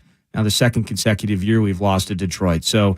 Defensively, I don't know how you make certain changes, and it's not necessarily wholesale grand scheme schematic changes, but if it can be something where you're taking maybe a certain player and you're changing or editing that role a bit, Daniil would be somebody I'd like to figure out how to get 9-9 in the mix on a regular basis again. I like what you said. I think we're going to beat the Colts. So ultimately, we're still going to win the division. They'll be 11-3 a week from today. And this season has been among my favorites, really, in the last 15 years. Just watching JJ truly just explode, getting the best out of Kirk, and just seeing a new coach learning, as I said earlier, learning while winning. Yeah. But certainly an imperfect incarnation of the Vikings. And I have January hopes. I got February hopes. Because I'm an adult man-child. I'm a 38-year-old who just wants his team to win every game. Defense isn't good enough. Maybe there'll be a change made at some point. Not sure. I agree with you 100%. This is a team that can win some games if they can play them at home. If they can play 2 playoff games at home, and then we'll take our chances in Philly, who will probably put it on us, but whatever. Hold serve for the 2 spot. Correct. That's all I want. Yeah, you win out, you get the 2 spot. It's that simple. They after got the Seahawks lose today, I think they'll drop into that 7 spot. So if you play it, we'll do the scoreboard watching. If you can't beat Geno Smith, we'd host Seattle. Come on, it's over anyway. I mean, they got DK and Tyler Lockett. Okay? Yeah, good point. Never thought of that. Yeah. But your Vikings, fine. Today sucked. Today was awful. They're a 10-3 football team. They have massive defensive problems. Yep, massive. Absolutely. Massive. I mean, it's the worst defense we've had in Minnesota in a very long time. I'll just say it. There needs to be a change. There probably does. Yeah. Yeah. And I don't even know. I just don't know what that change is. I don't know. I mean, again, it's easy. It's always easier to fire the coach. I'm not breaking news. That's so obvious. I get it. It's tough for me to champion that cause.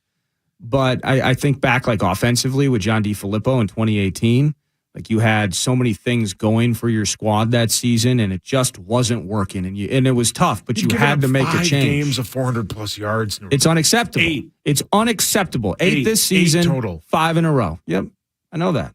And it's terrible. And so a change needs to be made. Is that personnel-wise? We'll see. They were inept on defense today. Inept. Now, granted, the Lions are good, But they looked like the greatest show on turf today. Yeah, and so have many teams that have played this Vikings Not good defense this year. Not good. Yeah. But they'll bounce back. They'll win Saturday. We Toys for Tots tomorrow. Shields and Eden Prairie will be great. Hell we get yeah. a whole cavalcade of Vikings guests that'll join us all day from 5:30 to then 6:30 at night. It's going to be a blast. It's going to man. be great. Love you guys Shields will be and there. EP. We'll be there. It'll be incredible. Your Minnesota Vikings lose 34-23, but they are 10-3. They win next week. They're NFC North champs. They will be guaranteed one home playoff game. They get the second seed if they win out. They get 2 playoff games if they can win the first one. Thank you to Max. Thank you to Nordo. We'll see you in a week.